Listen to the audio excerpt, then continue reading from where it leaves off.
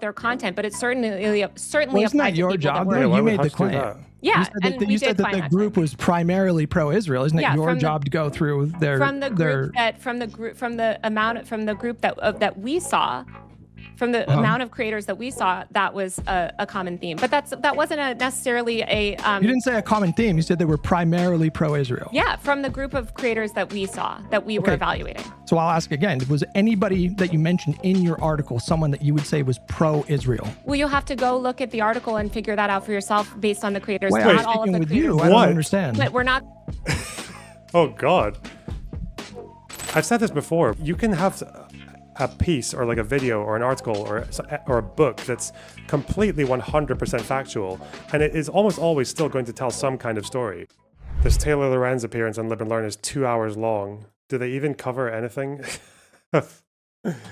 Because I noticed that when Taylor Lorenz argues, she's very good at sort of like not saying anything, like not answering any questions, or just like making people feel she uses that really fucking annoying tactic where people make you feel like you're being unreasonable or like you're being just like annoying for trying to hold her to a point. But that's my guess.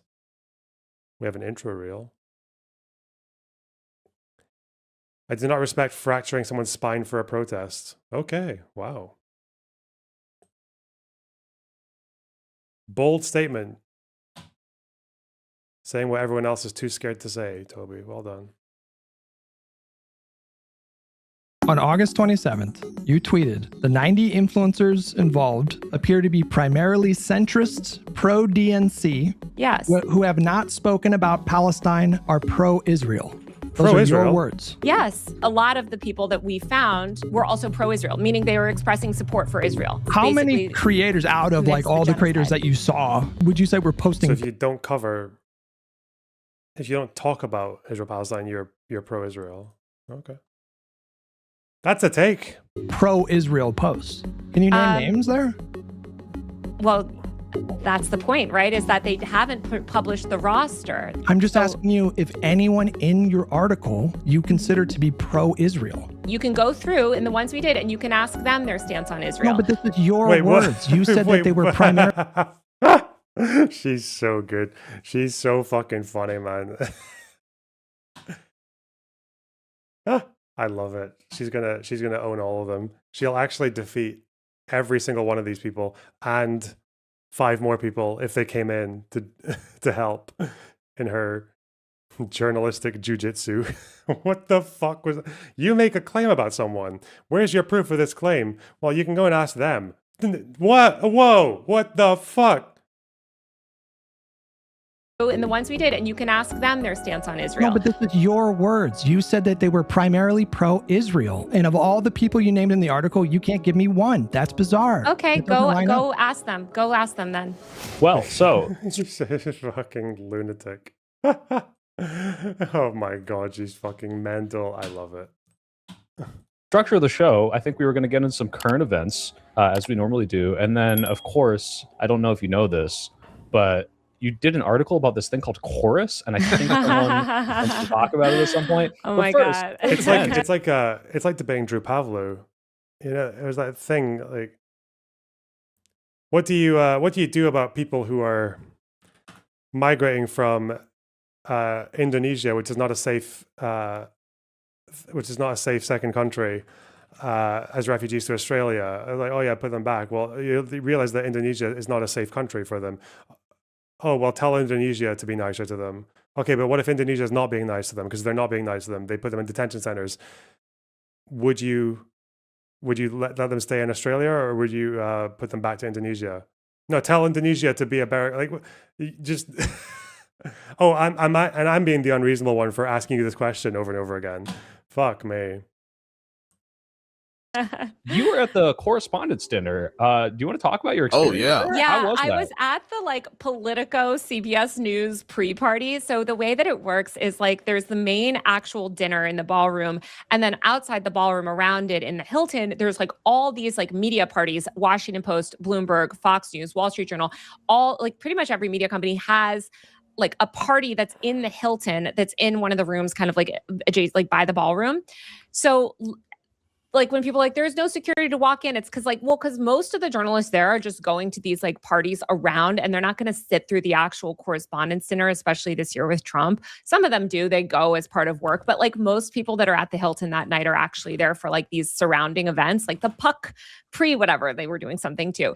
So I was there for that. So I was in the lobby shortly before that guy came, was trying to do the shooting. I was not in the ballroom. Conveniently, you were missing from the room. Everything went down. I left actually to go to this party, this Substack party, which was at the Renwick, which was directly across from the White House. So as soon as I got there, the shooting had happened and we got locked. What is this fucking cope? Damn, the entire editorial staff at Wired is just Drew Pavlou morons. That's not, what was she referring to? When she described 90 people as pro-Israel, but then couldn't say any pro-Israel content that any of them had made. That's not in the article. That wasn't signed off on by the Wired staff, you fucking moron. You completely clueless retard. That's a separate post from Taylor Lorenz. That's a separate statement. The Wired editors didn't sign off on her saying that these 90 people are pro-Israel, but I can't name a single one that is, or how, other than that they don't talk about it. Is Israel even mentioned in this article? Maybe Gaza is? Once. Not her saying that the Corus people are pro-Israel. Okay. Huh. Damn. People are mad. People actually like this person. It's fucking crazy. They don't actually like her. They don't give a, they just hate Hutch. That's all that is. Because it's directly across the White House, the Secret Service locked us in the Renwick. And so we were all locked in the Renwick with Substack people, basically. With Michael Tracy about to beat you up. Yes. That was when the Michael Tracy, Jim Acosta. Oh, were you there for that? Yes. I did see that drama. Go back to that paragraph.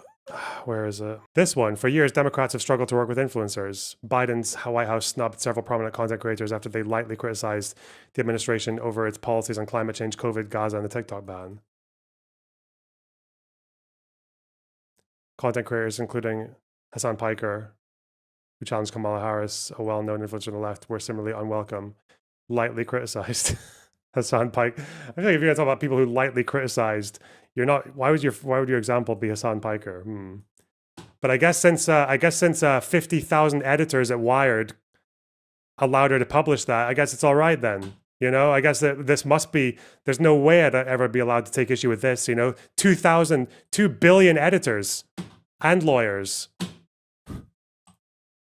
So yeah, there was a lot of drama that night, but yeah, it was crazy and weird and stuff. I mean, the White House Correspondents' Dinner is like just a dumb thing that they do every year to, I think it's been so like devalued by now that it's like nobody takes it that seriously except like inside DC people maybe, but. I mean, without it, we wouldn't have Trump, right? If Obama hadn't made those comments, maybe. So maybe is the predictor of our next president. We should see what happened at this last one. Shut it down. Yeah. Speaking of parties that you've been to, Taylor, and you can correct me if I'm wrong, was there a party for the quote unquote Cruel Kids Table magazine cover? Do you know what I'm talking about? Yeah, where it's like young. Yeah, so that party was the TikTok party. So TikTok hosted this huge party the night before the election. Of course, this is when TikTok was still under threat of being banned. They actually were banned for like less than 24 hours that day. And so obviously you saw, the CEO of TikTok up with Trump during the inauguration. I was in DC covering the inauguration, specifically TikTok's lobbying. So I was at that TikTok party. Yeah. Well, because I want to connect that to something that happened at the White House Correspondents' Dinner, namely that Erica Kirk left in tears. And she is, this is the connection. She's also head of Turning Point USA. And there's this big conversation about, the future of the young right-wing party or the young conservative movement and what that's going to look like. And a lot of criticism in the aftermath of the White House Correspondents' assassination attempt. Erica Kirk has this video where she looks like Sonya Blade. She's wearing this it just doesn't seem like she's fitting with this like young conservative mold. And you who've encountered right wingers in the wild, both institutional right-wingers and young right-wingers. What's your take on the Erica Kirk of it all, and whether or not you see any kind of I direction? love this person. Why weren't you involved in the editorial process, Loner? I really don't know. I cannot think of a single reason why Taylor Lorenz didn't get me on the editorial, or why Wired. What the fuck? You're so mad. You're so angry. You tried to catch me out on something because you thought that thing that she said was in the article. It wasn't. You got shown up for being out of your depth, and now you're just fucking furious. Why aren't you the editor of it? It's just not the life path I chose, I'm afraid. Or, maybe I tried to and they didn't let me. Maybe my failed application to Wired will surface. Why even doubt Wired? I can't imagine a single time why anyone would ever doubt any mainstream media outlet ever, or any media outlet. Why would you? What the fuck? They have editors. Don't you know? Don't you know they have so many editors? For the future right-wing party. Well, there is a pathway for them. I've seen so many generations, because I also covered Trump. I covered the first Trump election. I was at the Hilton the night of the 2016 election when Trump came out. I went to it was the Clinton people were at the Javits Center, and then the Hilton is where Trump had his party. And that night that Trump won in 2016, there were a few reporters, but it was mostly internet people. It was like forum admins, people that ran like big subreddits, like content creators, just weird like internet pilled people, and who also had the Deplorable also the night before the 2016 inauguration, or January 2017, when Mike Cernovich got up and was like, we won, like we used the internet basically, or we used Twitter, to like put Trump in the White House. So I think that there's multiple generations of like right-wing young internet pilled people. And to me, Erica Kirk and Charlie Kirk represented the old version of them. Like it is very like, she's out of touch and out of date. And I think the young ones resonate more with like Nick Fuentes and those types. She's too establishment. I think that like the appeal of Trump is that he's anti-establishment.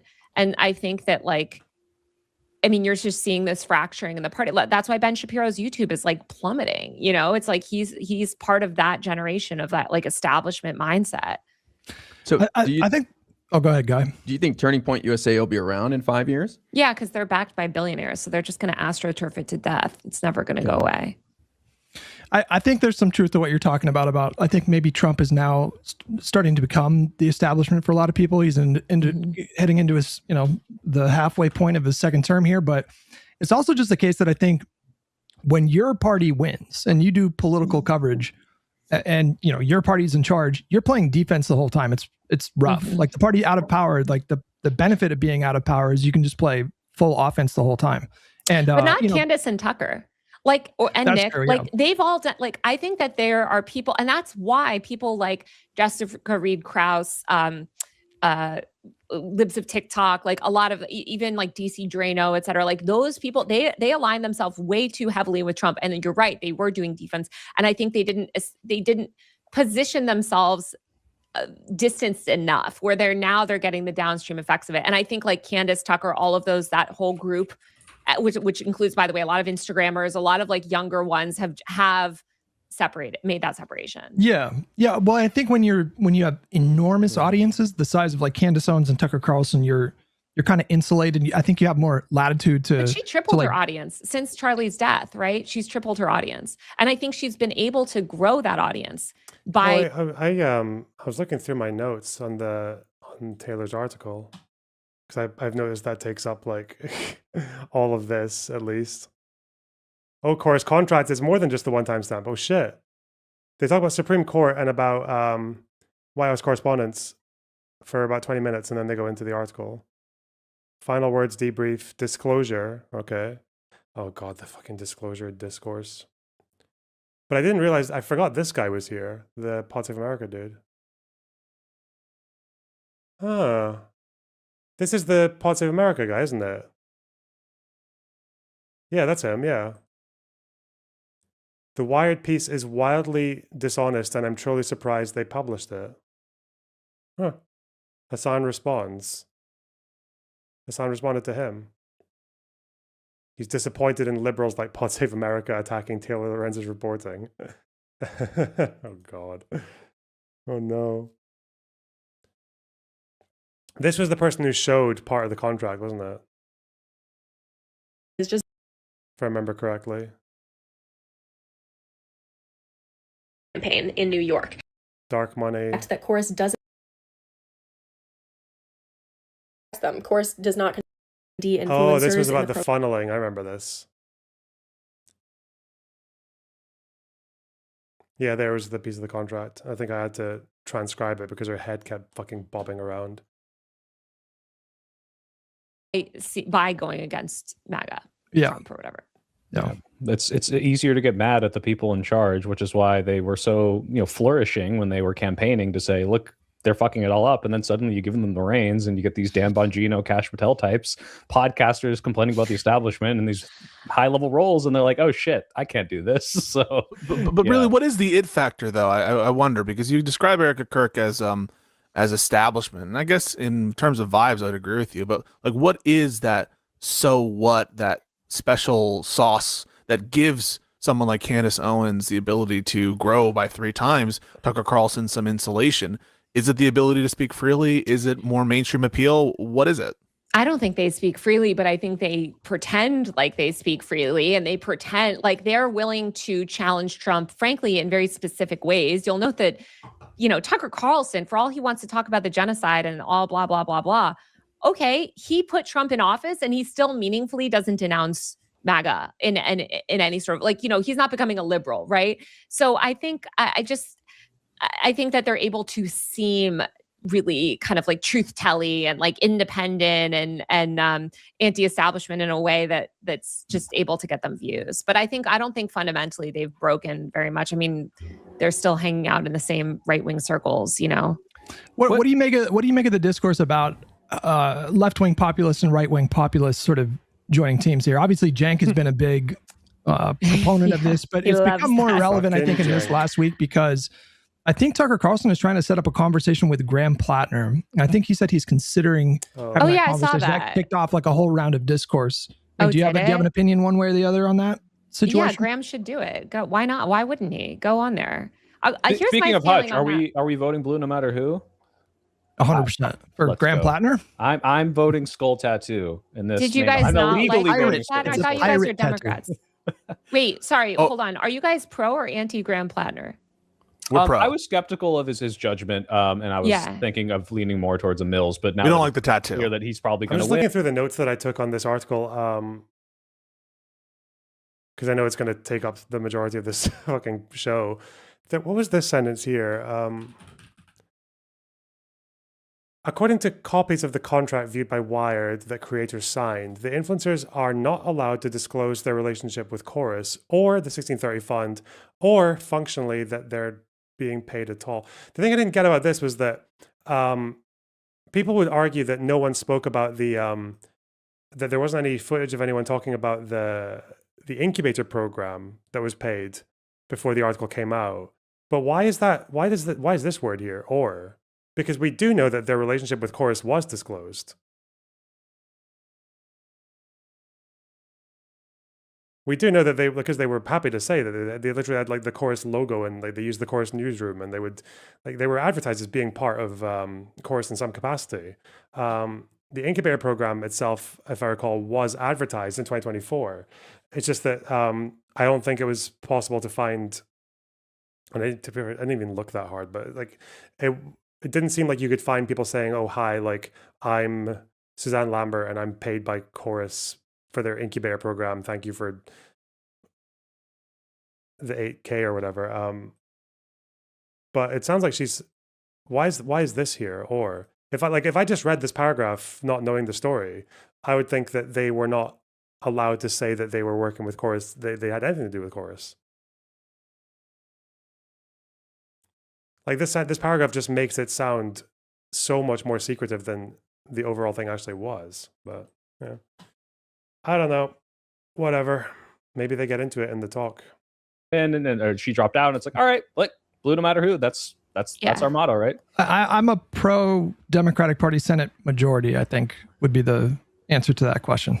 So I support him and think you should vote for him if you live in Maine. Yeah, I mean, I think that especially considering Tucker has a place in Maine and there are people that, Tucker has a massive audience. He's gotten a huge amount of credibility with certain groups. Didn't you find creators that disclosed earlier? No, well, people who disclosed that they were doing stuff with Corus, that was there. But no, the idea that they were part of the incubator program, I couldn't find that. I wasn't sure if people had spoken about that beforehand. Corus themselves mentioned that the program existed, but I don't recall any videos from any of those creators before Taylor's article saying, oh yeah, I'm part of this incubator program. Like that, I don't think was a thing. Sort of swing voters, I would say. It's a Wired article. It's not an independent publication. Man, I wish I had your brain when this fucking story was being assaulted. I really wish that instead of having to go through all of these claims and all of the refutations and the UN reports and the background of this article about how Hamas weaponized sexual violence on October 7th, I had no fucking idea. I could just say, oh, the New York Times has an editorial staff. The editors, why do you think the editors would allow them to say that? Editors, they have it's a publication. A good Pulitzer Prize editors. I wish I could have just done that. That'd have been so much easier, but okay, shit. I didn't realize that's all it took for... That was the fucking nail in the coffin argument to someone who has an issue with an article. Like from his stances on foreign policy and stuff, I don't see why Graham shouldn't go on there. I think you should show up anywhere, by the way. My feeling is like, I'm not necessarily going to let everyone on my platform, but like I've gone on InfoWars multiple times to talk about tech policy. Like I think it's good to go into different spaces and have those discussions, especially if Tucker's going to give him his platform. You know what I mean? Why wouldn't he take him up on that? I've heard that kind of distinction between like letting someone into your space. Name one retract. I literally just took issue with one paragraph and showed it to your fucking face, you idiot. Like, what the fuck? What is wrong with you? Okay, sorry. Hang on. I think the problem with Phasercon is that they just don't, this person just doesn't understand journalism, okay? And they probably can't read. Here, read that. Come back tomorrow with all your notes. Name a single retraction I should make in that Obsidian. Actually, no, fuck that. No, get rid of that one. Get rid of that. We need to stop being nice to people. Sometimes we're just too nice. Because you're such a fucking hater. Tell me what, send me all your retractions by tomorrow. Okay, go. Go! Versus going somewhere else. Talk more about that. Why is it different, and why do you have a principled distinction in who you platform versus where you go? Yeah, and I think it also depends on like platform. I just think this whole idea of like platforming is very silly and stupid. Like just the notion of it. Like I guess I platformed Libs of TikTok by like destroying her in an interview or whatever. Sure. It's like, are you going to have like is it going to be? Or if you bring that person who you fundamentally disagree with into your space, are you going to laud them or are you going to make them look stupid to your audience or like whatever? It's like there are different ways to quote unquote platform someone. I think that if anybody wants to give me some of their audience. Oh, fuck. Did I ban them? I didn't time that. Shit. Okay. I mean, whatever. They weren't going to do it anyway. Jesus, they'll find a way. No matter where they are politically, I'll pretty much show up. You really think they're gonna go through all of my Obsidian notes and come back with corrections tomorrow? Do you have any idea how much shit there is on that? Well, actually, the published section isn't actually that big. There's the majority of my stuff on Obsidian is not published. Yeah. Up. I mean, the difference would be if I was sort of maybe they can do that in a day. Legitimizing some like random small person that like doesn't have an audience. Like I think there can be a power dynamic there of like, okay, I'm a larger person than you, so therefore I'm like lending some maybe credibility. But I just think like, you should get off. Yeah, I know it's really dangerous. But I'm thinking kind of like people got a lot of anger when, oh my God, I don't know if these are the right people. The Nelk boys, did they interview Benjamin Netanyahu or something? Yeah. Yes, they did, which was I wanted what were your thoughts on that? Well, first of all, obviously Netanyahu's just using the Nelk boys to do PR. So, I mean, the Nelk boys are just going to say yes to anything. And John Shahidi is like the architect of Trump's influencer strategy, who's their manager. So, of course, that's going to happen. But you'll note that Netanyahu is not going on like drop site news podcast. Like he's not going to show up for a critical interview, but yeah, That's true. He isn't going on drop site news because Netanyahu won't go on drop site. Every other Hamas official will, though, and have a friendly interview with those two guys. That's a really. Why would you use drop site as an example? It's because she doesn't know anything about Palestine. She just uses it as a fucking bludgeon against her opponents. Oh, okay, I understand. Why the fuck would you use drop site as your? Because drop site basically just does the complete opposite. They just do the opposite they just do what you're criticizing for the opposite side. They just right now they're just a mouthpiece and a middleman between Hamas and the English speaking world. That's all they are. They're just like one of a handful of places where you can get like quite a lot of interviews with Hamas officials doing propaganda for themselves and also getting joined in on said propaganda with by the likes of Ryan Grimm and Jeremy Scahill. And they get it in English. That's it. Go do propaganda with like a bunch of drunk 26-year-olds or whatever.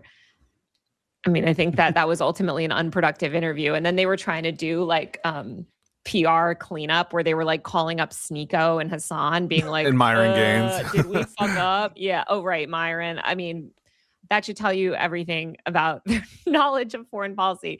We should not listen to the Nelk boys on foreign policy. I can't believe I have to say that in 2026. All right. Well, moving on to one of the topics of today, which is the Supreme Court case where we have gutted voting rights. I don't know, Taylor, have you seen this and had a take on it yet or no? No, but that sounds terrible. Well, I have a feeling you have a take on part of it. There was a lot of dark money that poured into that referendum. Yeah. I've had a feeling. What are your thoughts on that? I mean, this is why we need transparency in the system. This is bad. Yeah, I mean, I'm like very critical of all this stuff. How much? I didn't know anything about this dark money part of the. What are do you know the groups that have been funding? Guy. Oh, I don't know the exact groups, but I know the majority of money that was spent, like $90 million or whatever, was from dark money groups. Yeah. Spent on what, Guy? What do you mean? On ads promoting, yes or no on the referendum. This is to change the congressional districts in Virginia. Oh, I was talking about the Supreme Court decision to allow all of these like congressional redistricting to happen, or to, I guess the ultimate piece, correct me if I'm wrong, essentially is saying it is now much harder to challenge potentially racial gerrymandering in any of these places based on their decision. Okay, my bad. I thought we were just going to talk about the changes in general. You're too up to date, Guy. I'm 7 days behind. Of the podcast. Right. That's fine. Yeah. I think there's a good conversation to have about the broader gerrymandering fight because that really does unlock a shit ton of funding because people know that's really important. To Guy's point, there was an incredible amount of money that was spent on the Virginia redistricting measure, and it was a closer than comfortable election, I think, for a lot of Democrats. But on the Supreme Court specifically, this is a decision which I think is pretty political. I know people are going to shrug when they hear me say that because I've always thought that the Supreme Court has been heavily partisan in favor of the Republicans. But this in particular, it's a gutting of one of the most storied laws in our history.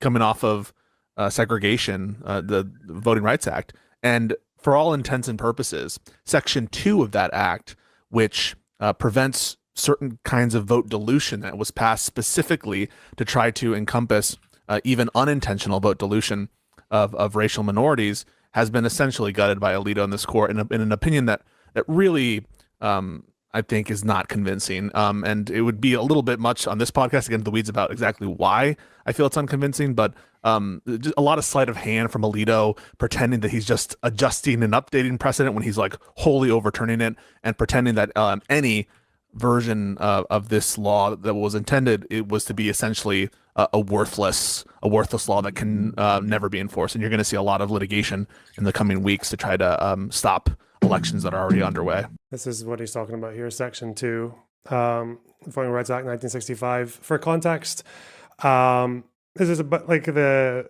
is kind of like probably one of the pinnacle moments of the Civil Rights Act, which is of the civil rights protest, which is where in 64 they get the Civil Rights Act, which basically says that Black people in America can get their right to vote. But the problem was that there were so many loopholes and so many provisions that were missing from it that didn't stop red states from basically being allowed to erect barriers to the registration process. By basically, so they gave black people the right to vote in the southern states, but then they also initially allowed the southern states to set up a whole bunch of roadblocks to actually getting registered to vote. So the Voting Rights Act, which came after, which was came from it followed just after the marches from, was it Montgomery to Selma or Selma to Montgomery, where erect. Yeah, that's a word. Yeah. Yeah, it's where there was the marches from Montgomery to Selma. I think it was one of the only times in the last 100 years where the National Guard were deployed domestically in response to protests, because the National Guard actually escorted the protesters, or they were there to help them do their march, because the previous one was attacked by the police and by the Klan and by a bunch of like racist citizens. So LBJ's masterpiece, yeah. His masterpiece that he famously called the N-word bill. Yes. This is section 2, though. No voting qualification or prerequisite to voting or standard, practice, or procedure shall be imposed or applied by any state or political subdivision to deny or abridge the right of any citizen of the United States to vote on account of race or color. And this is why, like, when they talk about, I think was it North Carolina? It was one of the southern states that was caught a few years ago. Basically, there was a phrase that they used. Was it surgical precision? North Carolina. Yeah, it was. I think it was a redistricting, wasn't it? When they were found to have been gerrymandering in a way that was targeting racial lines with what they called surgical precision. Yeah. So, well, that's fucked. But I mean, that's always been the case, though, because like the way that the gerrymandering system works, or just the electoral college in general, like all of these things are essentially just historic crutches for the Republican Party, because they're just never capable, or barely ever capable, of getting popular support across America. Like that's why Trump was so fucking over the moon about the fact that he won the popular vote against Kamala, because he famously lost it by 3 million against Hillary, right? And the only other time the Republicans have won the popular vote since the last election was 2004? So twice in 20 years. Once every 20 years they get to win the popular vote. Well, Pisco, I'm curious, and this isn't like an attack, it's just like the natural question that comes up. Yeah. Everyone's calling the Supreme Court super partisan, right? And they also just passed this thing allowing God, I can't pronounce it, the birth control pill to be tele-mailed to people, which is a progressive decision.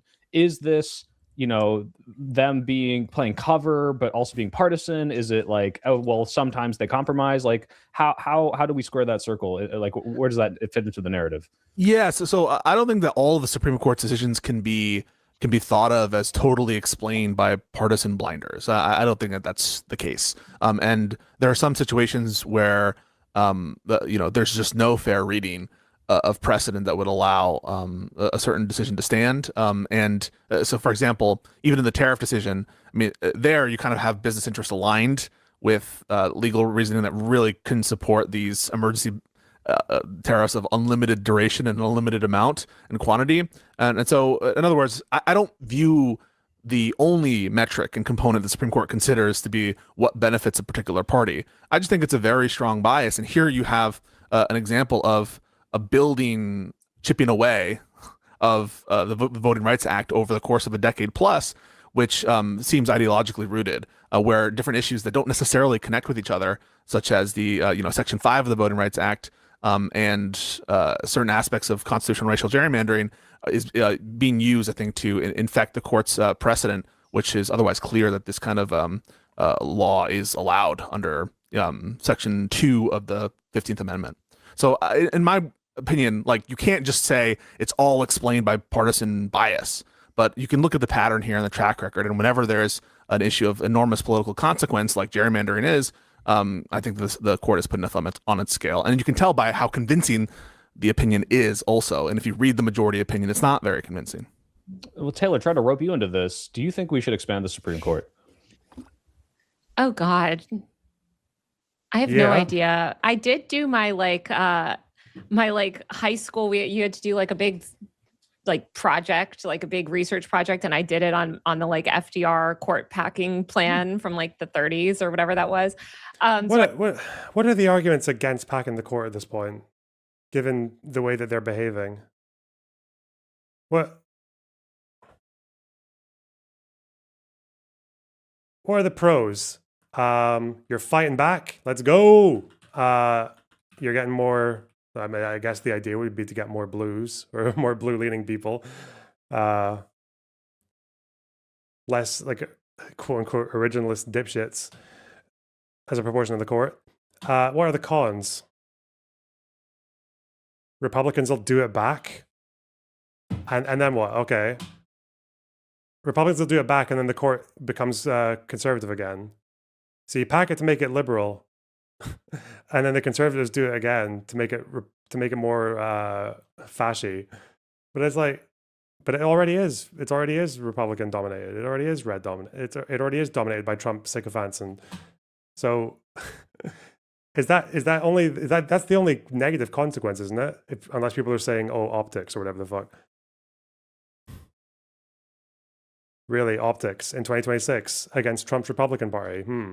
Like, the way I see it is there's one potential negative consequence of packing the court, and that negative consequence is just the thing that we already have, which is a stacked conservative court. I don't know. I should like have a stronger opinion now, but I genuinely don't. You don't remember know. your high school project. God. Well, like I kind of remember like the arguments for it back then. And I remember this was like a topic of conversation a few years ago, but I feel like it kind of got dropped. Are you guys, what are your thoughts on that? I think it's pretty chicken shit that the Democrats, I'm going to be honest, this is one of my gripes that Josiah and I share, don't fully embrace court reform now. I think it's necessary for all the other kind of regulation that Democrats want to pass is to do something and unpack the courts from when they were packed by Mitch McConnell and friends during that whole Merrick Garland situation. And so I'm frustrated that more Democrats aren't embracing it.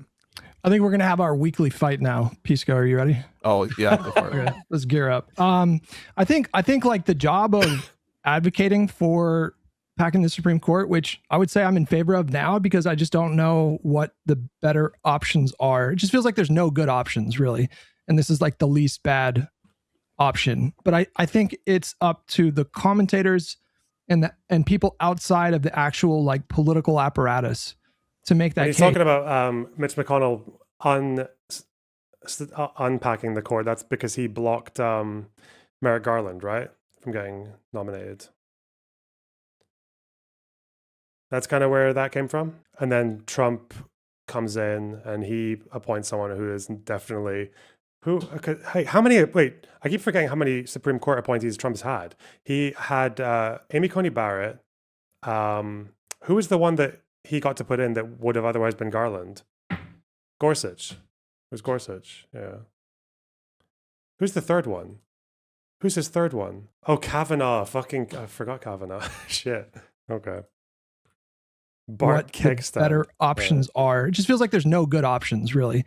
And this is like the least bad option. But I think it's up to the commentators and people outside of the actual like political apparatus to make that case. Because to me, it's like if it were up to me, if I was like advising presidential candidates, I would say probably don't run on it and don't like signal in advance that you're going to do it. But if we get a trifecta in 2028, day one, push the Senate to scrap the filibuster and just start doing big things like ban partisan gerrymandering, do court reforms, etc. But you understand that, like, would you acknowledge that there's like some risk that might not be necessary with the like heads of the party actually running on that policy? Do I acknowledge that there's some risk? Yes, I acknowledge there's some risk. Yes, I do. Okay. Maybe it's just maybe the only difference of opinion is just how much risk there is versus. That was not a fight. No, like I acknowledge there's some risk. I think the question is like how important, how vital, how critical is a certain thing to your agenda, and court reform is critical to our agenda if we want to get anything of consequence passed in this century, in the next 4 or 5 years, and being able to do it quickly. And so, given that it's essential, right, just like getting rid of the filibuster is essential, we just need to start acclimating our constituencies to create the kind of arguments and structures in favor of this and make it an issue, just like about. I have some questions. It's not related to what we're watching right now. Oh, you're in the waiting room. Okay. Wait, what's this?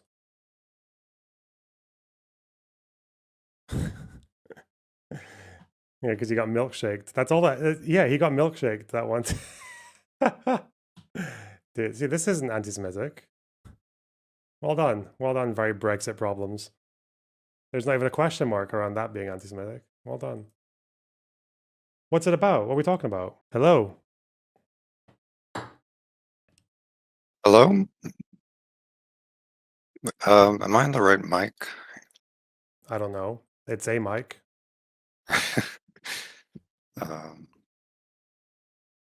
Oh shoot. All right, well, I'll just use my headset mic. I wanted to ask, have you read Beast Process's Substack about you? No, but I've obviously spoken to him about it plenty. So I'm roughly familiar with the arguments and I've read bits of it. Yeah. Were you thinking of doing a response to it? Probably not. Why not? Because my contention with most of the claims that are in there about the question of genocide in general are kind of like contentions with positions that are being pushed by that are pretty mainstreamed right now and are held pretty ubiquitously across different rights organizations and things like that. So I think what I'd rather do if I ever go to it is to just address like the claims in general about the war rather than like a wee YouTube creator, because it's a pretty big undertaking. Like you've got so many different orgs saying all these things with a lot of credibility, you know, a lot of prestige and a lot of credential, and then little old me coming and being like, well, actually, but yeah, that would be a pretty big project. So probably just rather focus it on that. Well, the big project could also be like a lot of content that you could potentially do, right? Yeah, and I feel maybe, like for me personally, I think it would be really interesting to see you even on stream, like go through the article, look at the arguments he's making. Maybe some of them are right, some of them are wrong. I don't know personally. And if we learn stuff along the way, I think that's a win for everybody. Yeah. Have you read it? I've read parts. It's long and it's kind of dense. Mm-hmm. I've read like the first. He talks about what he says are some of your misunderstandings, I think, of international law. I read like part 1, preliminary issues. I think I've read through that. Okay. Is there anything you want to relay, or are you just telling me to read a thing and respond to it? Well, I would like to see you do a response. Some of the things he says about specific misunderstandings with international law, I think are. Oh, and there's another one. There's a thing I saw where you were talking about the interview that the BBC did with that one international ICJ judge. Yeah. Who's talking about a preliminary ruling. Yeah. But they're talking about the plausibility of the rights asserted by the applicant. And I think the way you said it on stream, or the way you summarized it on stream, I think was incorrect, or it seems to be incorrect. What did I say that was incorrect? You were saying something along the lines of the ruling was saying that there was the potential for something in the future that they're the rights of this group under the Genocide Convention could be at risk, I think is what you were saying. But Well, my that's understanding, what she said. She said there was a risk. well, yeah, but the risk is not necessarily in the future. I think the risk is also applying to the present and potentially the past. It's just about the question of whether or not Palestinians as a group would have a right to protections under the Genocide No, that's not what. Convention. So from what I read about plausibility, and again, I don't know if this article did this article include the fact that based on previous case law, the plausibility standard is deliberately set low. Was that mentioned? I think it does mention that. Okay. From my understanding of plausibility, is it seems to be that the way it's applied in the ICJ is that it basically just means two things. One is that the rights exist, like they are a national group that deserves to be protected, okay? And the second one is that some level of evidence was presented, but they don't assess the merits. So yeah, that could mean risk is like, it could mean that there's a risk that it's already happening, but like that risk level is it like a high risk or a low risk or a medium? And it seems to be the way that they apply plausibility, and the way that she was talking about it in that interview is that this risk is like, this is like they've presented a bare minimum, which is they have presented facts. Well, it seemed like the thing that they were just saying was that as a group, these people would have a rights to certain protections under the convention. And I think there's a part in the article where he talks about. Wait. Why do you think? Why did I bring that up? That interview with her. Why do you think that was like a thing that? Because I remember when she gave that interview, I it made remember a lot of people really angry, right? Well, yeah, I remember people were raving around the preliminary ruling as like some massive deal when I don't think it ever was. Okay. Like there were misunderstandings going around about it. Yeah. Like Finkelstein saying that it Yeah, basically yeah. means you have to be doing something really, really horrible, or like you have to have come a long way to get to plausible, which based on what she was saying and based on what I've read about other ICJ cases, it seems to be that's just not the case. It seems to be that you provide a claim where the rights exist and where you have provided some form of evidence. And when I was looking at ICJ cases, actually, when they don't pass the plausibility test, it seems to be in cases where no evidence is actually given. That seems to be the trend. I don't know if that's like their rule, but because I don't think I've ever seen like a guideline on what plausibility actually means. But in practice, that's what I'm aware of. Like I don't know if I've seen any ICJ case where they throw out the plausibility thing if any evidence at all is given, or where they pass the plausibility thing, but then the case gets the claim fails later on. Well, the plausibility thing is just about standing for the case, right? I don't think it's quite the same as standing. Well, it's like a similar thing. That it is. There's something that the court could potentially adjudicate. Yeah. Yeah. Okay. Is that like So, but the riveting disagreement that you came in to call and talk because about? well, I guess the main thing I wanted to ask was whether you were going to respond to the Substack or not, but I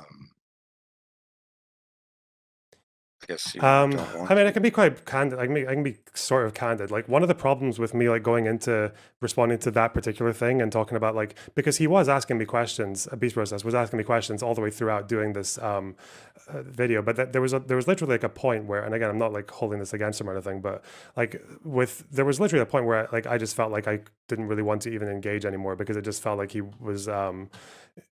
There were a few points where I felt like he was just kind of like ignoring points that I'd made, or like choosing to omit points that I'd made from his argument, or not considering them. And he gave reasons that I just thought like were not like adequate. But then that gets into a whole thing of like, do I want to like leak DMs or like even ask permit? Oh, can I use this DM in my response or whatever? But yeah, that. And then what if he says no? Is that even fair? Then yeah, that, like to me that's just like a drama thing. Like at that point, whereas that with the genocide sounds thing, like, I'd rather just go after like the actual. That all sounds like potentially really interesting content. And if the guy is, I guess, misrepresenting your views, I think that would be totally reasonable to leak DMs showing that. No, it's not about misrepresenting my views. I didn't say that. It's not about misrepresenting. I think as far, again, I haven't read the article, so I don't know, but as far as like the way that the conversation was going, like there were just like certain factual claims or certain things there. I just felt like there was a level of like, Did you feel like he was trying to railroad you? no, down a not particular railroading. No, narrative I or just something? no. I just think there was a few points that were maybe inconvenient to his position that he found reasons to not include, even though I think they weren't good reasons, something like that. But I don't know. Again, this is just like, to me, that's just, we're going into like drama baying, which I'm not really interested in. Well, the guy's coming. Like, there's drama in the sense that it's like creator v creator, but it's creator over like it's a very dense piece going in substance with a lot of sources, a lot of clips from you, and a lot of like legal sources talking about specific disagreements he has or specific points where he thinks you're wrong. And I think Yeah, but it sounds like it the would be one, the like right thing so to the do first to example respond. that so having read some of it at least yourself or being interested in it, it seems like the one critique that you've got of my claims so far is that the ICJ judge, like maybe there was a clip where I said that when they say risk, I interpreted risk to mean like they're saying this could happen in the future when it's not like my understanding of risk as it pertains to the ICJ, and maybe I was wrong back then, but like my understanding of what the ICJ says when it comes to plausibility now is that it's a low standard of the rights exist and there is some evidence given, but not like they've passed the merits in any meaningful way, which is why she felt like she needed to correct the record of like the ICJ has ruled a plausible genocide. But I mean, to me, that kind of like maybe 2 or 3 years ago, I said risk actually meant only in the future, but not now. And when was this? Like 3 or 4 months into the war? This is like a nothing disagreement. This is like, is it? Is that substantial to you? Well, it is. I would say it's a point where you're wrong. That Is it substantial to I you? remember. Is that a substantial? I misinterpreting the words of the ICJ judge, I think, brings into question some of your legal analysis around these issues. I think it is. I think it's. Am I think you should am I wrong? address Am I it. wrong now when I say that, as far as I know, with plausibility from the ICJ, it seems to be that they assess plausibility to mean the rights exist and some form of evidence has been given, but not enough to meet a merit standard. I don't know if you're right or wrong, Okay. but Fuck me. my level of my level of trust for your analysis. Oh, I don't give a fuck about what dips a you're bit. pretending to say about your level of trust about my analysis. Is there any creator who's commented on the war in Gaza who has given like even close to the level of scrutiny that I have, or like provided the level of evidence? Or Well, I'm sure we could look at people like Jeremy Bowen writing for the BBC, like any journalist. I'm talking about creators. We can go into journalists if They you are want as creators. well. I'm talking Journalists about are creators. okay. When I say creators, do you seriously think I'm talking about like But do you think the you should be held lawyers to of the the standard? lawyers of the Do you think you should be ICJ are held? creators, I guess, because they're creating a report? Like what? Sure, but would you rather be held to a standard of somebody like a Hassan or somebody who knows what they're talking about? So you can't answer my question, can you? When I say online content creators, as in like, maybe Well, we can I go to said Jeremy journalists, Bowen if but you if you want. don't I'm just not consider familiar with his those- claims, but can you name a content creator then? As in when I to Like be a clear, you YouTuber? know what No. no, okay, yeah. And I think a lot of people who are kind of like, But I don't look to YouTubers mainly for news. no, interesting. I guess you read a Substack by a YouTuber. Okay, maybe you just led with a bad example. What's a good example of something I've said that is just like freakishly wrong about the war in Gaza?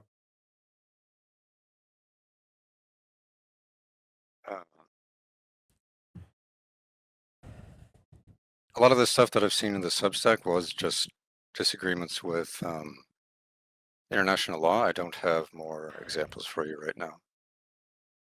I could read it and find them. Like if you don't want to do a response to the Substack, maybe I can go through the Substack and then pick out some of the big disagreements that I could bring them to you if you're interested. Yeah. But to be clear, so as of now, just to be clear, you don't, off the top of your head, have examples of anything I've gotten drastically wrong about the war in Gaza? Not off the top of my head. Okay. But your trust in my research has been severely shaken by something. Well, I think it is clear that there was a misinterpretation of the statement by the ICJ judge that you gave. Was that again a misinterpretation? Which, as far as I remember, I corrected a long time ago. But a misinterpretation that, okay, out of interest, whose misinterpretation was worse? Me saying that about plausible risk, or Finkelstein saying that they're basically already proven to have been doing something really, really horrible because they've met the plausibility standard? As in, plausibility means they've already done something like definitely reprehensible. Well, Finkelstein's is worse, but I have Wait, more Finkelstein's respect for what? you. Oh, okay. Finkelstein's is worse. I have more respect for you. That's Mhm. why I watch your stream. Okay. Because as far as I recall, most of the mainstream press ran with something along those lines, right? They have committed a plausible genocide. I remember that's why the judge went on the ICJ, or the ICJ judge went on the BBC to talk about it, was to clear up some of those misconceptions. Yeah. And I know Noah Sampson went with the same Finkelstein interpretation. ICJ. I'm going to see what I actually said at the time. Oh my God, there's a fucking AI response now. Oh my God. AI response.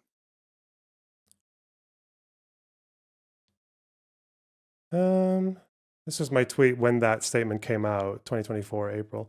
On the question of plausible genocide, the ICJ president clarifies the court didn't decide the claim of genocide was plausible. For the record, I think the provisional measures they issued were completely fair. Israel has 100% violated IHL in Gaza, and Netanyahu is a cunt who should be in jail. I guess I'm not mentioning the... Well, yeah, the statement there, that... I think that's a pretty fucking decent statement. Yeah, the tweet seems fine to me. The statement I took issue with is the one you said on stream. Okay. But I guess if there's nothing else, we can just wait until another time. Or is there? Yeah, anything I can look through the. Oh, actually, I had another quick question. But I can go through the Substack and try to pick some stuff out.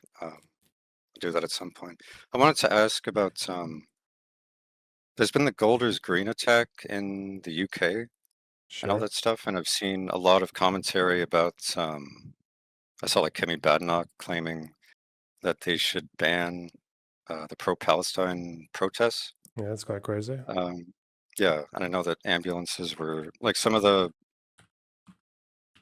like Jewish community police ambulances were set on fire. How big of an issue is anti-Semitism in the UK? How big is the issue? I don't know. It's probably bigger than it has been in the past, based on. Although, I mean, we had the hate crime stats in the US. I don't know if they have updated ones in the UK, but it seems like it's definitely making a bit of a resurgence. I don't know what you mean by how big, though. Like, it's bigger than it used to be. Well, it seems like there's some hysteria over it. Like I saw since the attack, even Keir Starmer has come out and given a statement about it. I know that there have been calls for multiple people, including like party leaders. So I know Kemi Badenoch did. I think the Restore guy did as well, saying that they should ban the pro-Palestine protests. Well, that's obviously an insane overreaction. Yeah. Or would you say, is that your example of the hysteria? Saying that they should ban the protest seems to be hysterical. Yeah, okay. But I don't know how serious, but like it seems that there have been a bunch of like quite serious incidents, but I don't know like on day to day what it's like for Jewish people in the UK. So I was just curious if you had any insight. As far as I know, anti-Semitic hate crimes are on the up pretty much everywhere since October 7th. So I'd say it's a bigger problem than it used to be, at least in the last 5 or 10 years. I couldn't say how much of a nationwide or whatever problem it is, but Yeah, it seems pretty bad. I It think- seems like a rough time to be Jewish. Yeah. Yeah, I've heard. I think Kemi Badenoch described it as like a national emergency. I don't know if Starmer used that language, but does it seem like a national emergency? I to don't you? know what these terms mean. Like national emergency usually implies that you're going to pass laws that would otherwise be seen as like against civil liberties, which is definitely no. Again, I don't know what she means by national emergency, or is that just a political term for shit's really bad right now? Usually when people say national emergency, they're like, this means the government's going to have to like take it, is going to probably have to impose extra curtailments of civil liberty that would otherwise be seen as overreach outside of an emergency, right? I think a lot of the people calling it an emergency are also calling to ban those protests. Mm-hmm. So I guess that's what they're pushing for. But it seems excessive to me. Yeah, it definitely is. But I just wanted to ask. So okay. Well, that's everything from me. I'll try to pick out some points from this Substack and give you a chance to respond. Okay. Take care, buddy. Bye-bye. Okay, take care. Who's this man? Nathaniel Burke. Oh my god. What can I do for you? Oh, nothing. I'm just a big fan. I didn't want to. I can just mute for now. Why are you in the waiting room? Well, because, I'm waiting. I'm a lady in waiting What are you waiting for? to be added. Okay, well, now you're added. Exactly. So I'll just, contribute when I see fit. Oh, you just want to sit here like a spare part, like a big spare part. like a coat. Okay. Like a coat hanger. Yeah, I don't really do that. I'm sorry though. Oh, no offense. Come on. Spider's No, I here. just Spider's don't do here. Look, that. Spider, why did you get banned from X? How are you impersonating Hassan? On Twitter, It's called yeah, X now. I just changed my name. I'll put some like hammer and sickles next to it. I changed my banner, the profile pic, and then that shit got nude, bro. Okay. Wait, what was But, your like, name? On Twitter, it was Hasanabi, but my handle is like SpiderX109. So, well, it's good. Well, that's So- pretty dumb. Yeah, there's like a billion Charlie Kirk accounts, but I don't know. Yeah. But Yeah, but Charlie you're going to Kirk's get dead. reported because there are people who you interact with that use Yeah. that weaponize the Also, you weaponize can't the report impersonate a system. dead person because everyone knows that they're dead. Hello. But I feel like Yes. I feel like impersonating Hassan isn't that deep though. Maybe. I mean, yeah, every leftist on Twitter is impersonating Hassan. Hey, got him. Got him. He has a very easy voice to impersonate. Would you say impersonate or impress? What? Where the fuck you in the waiting room, bro? I was just curious. I missed that last conversation Loner had with Tony. What was this about the ICJ? I'm very out of the loop here. I don't know what that was about. I just got back on stream. Oh, the summary is that someone who I made contact with a couple of times, Beast Process, you know him. He's Yeah. he Oh, comes around yeah. sometimes. Yeah, he made a Substack about why he thinks I'm wrong about the genocide, quote unquote, in Gaza, and it's really long and it's full of like a lot of like legal arguments from what I can tell from scrolling through it, and like I know what the arguments are generally because he asked me questions about a lot of the issues before he published it. I know kind of like what my counter arguments are to a lot of stuff he said. It's not, as far as I remember, it's nothing I haven't already argued on stream because it's like, from whether it's talking about UN reports or anything else. But I guess the result is that a bunch of fucking illiterate retards who can't do any research themselves got really excited about it. And now they think that they're vindicated that I'm wrong about something. So I don't know. So they can Oh, jump yeah. on that. As far as I did you know, see like, what? On stream, have we gotten to Mehdi Hassan versus Michael Knowles yet? Oh, I didn't see that.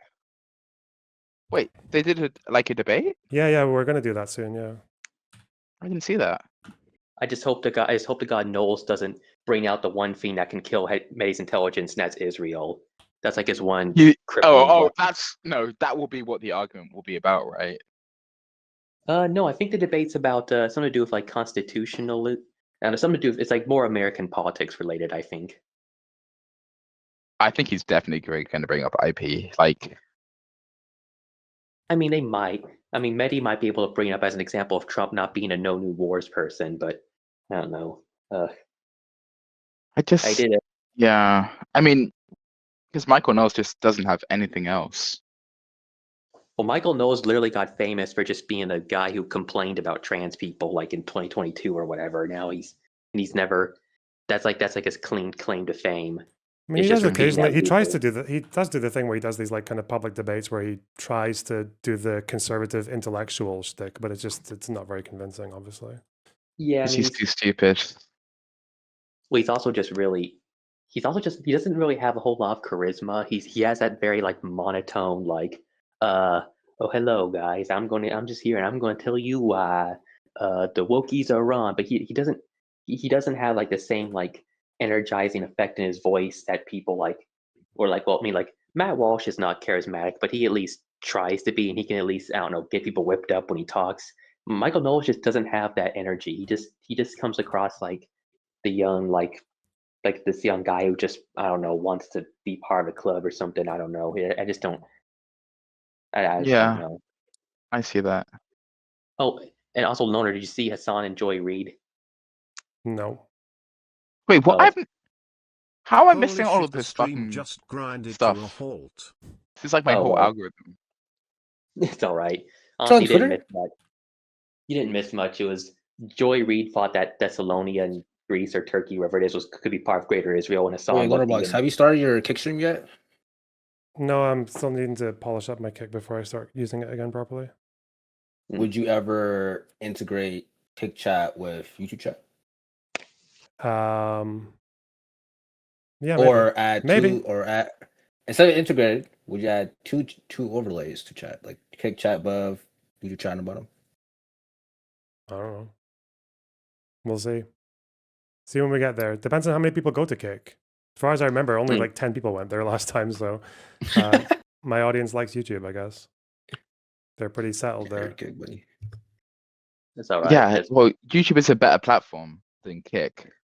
Yeah, but maybe if I just move like certain kinds of content to YouTube, it might be different, but who knows? Oh god. Would you ever do what's this shit called? Long format content on your main channel or not? Hey, what? On his long long format? Maybe again, it just depends on whenever I get in the mood for it. Like right now, I'm not really. But that might change. I think you should Depends. upload more clips to Lonerbox Live. Oh, me? In my opinion. No. Well, you have that ability? No, fuck no. Okay, this is just becoming a fucking nothing. Okay. We're Let's talk about something else. Okay, I'm a dip. We gotta put the prizes back. We gotta fucking dip. I'll watch and live and learn. Take care, guys. Bye. All right. Fucking hell, man. By the way, Trump has made an issue out of the ballroom. That's something else that's a current event, is out of this whole chaos of the assassination attempt. Everyone's just talking about the ballroom. You have Ashley Sinclair, who, by the way, at some point we should invite to the podcast. Talking about how they should have her. Oh, do you have the 100%. connect? Pisco's been asking for it. Yeah, I think we need to.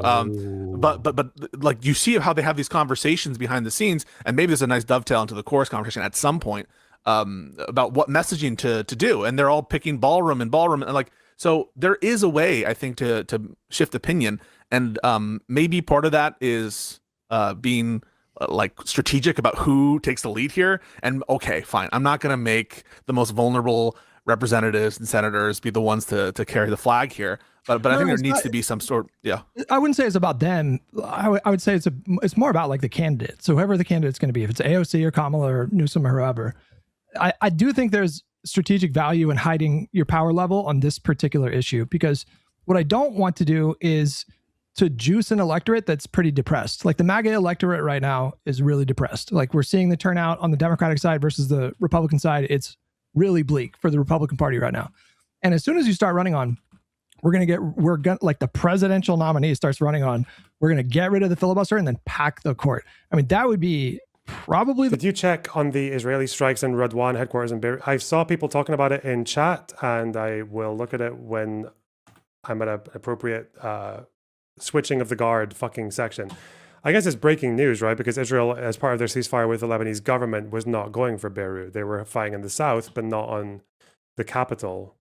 So, if it's a Radwan headquarters, really, would they wait that long? I thought they were bombing the shit out of Beirut for weeks. Why? Hang on. Israel, Radwan, Beirut. I guess that means we're going to know where the Radwan thing is now. Okay. Reuters. Or shall we do Al Jazeera, Reuters, or Times of Israel? Al Jazeera.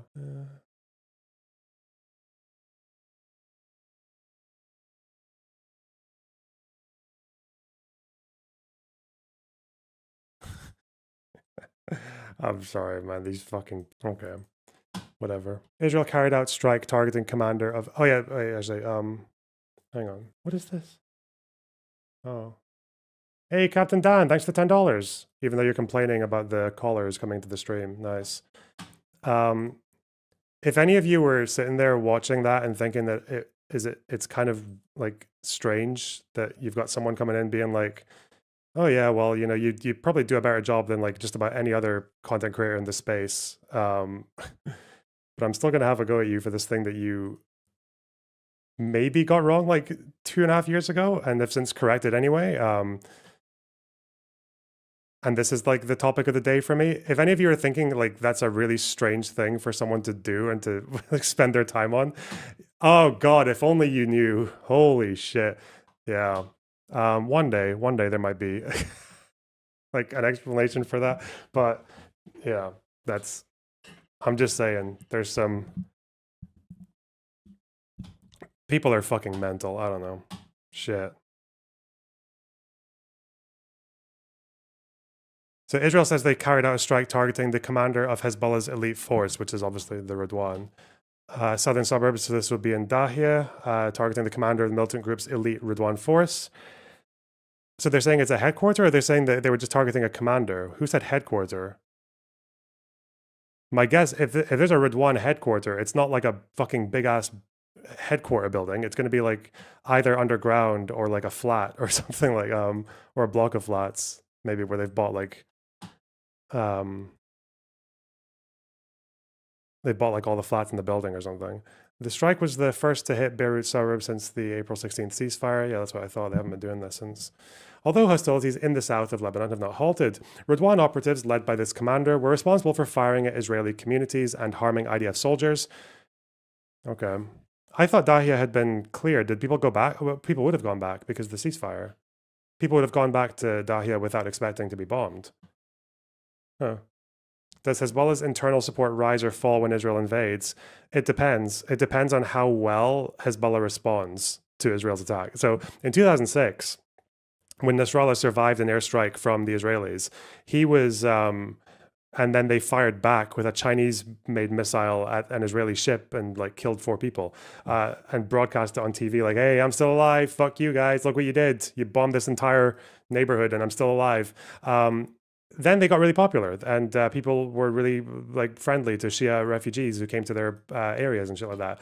When it's now, when Hezbollah literally got their fucking knobs blown off by the pager attack, they haven't been able to respond meaningfully to anything that Israel's done to them over the last 2 or 3 years now, then it's not helping them at all. So now Hezbollah are historically unpopular in Lebanon, and the Shiites in Lebanon are also historically reviled by the population. So journalists on the ground who I've been reading are kind of in consensus that this is like the worst time it's ever been to be a Shia refugee in Lebanon. Like villages that used to take people in are just saying no now. Obviously, the voting patterns show in the sense that they've chosen a parliament that's appointed a prime minister and president who are far more anti-Hezbollah than any other government that I think Lebanon's had since at least 2005, if not even before that.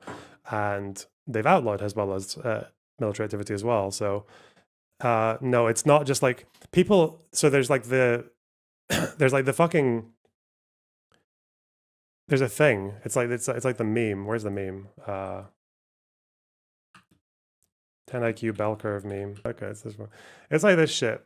You basically got people here who are like, yeah, kill the bad guys, and then they'll lose, right?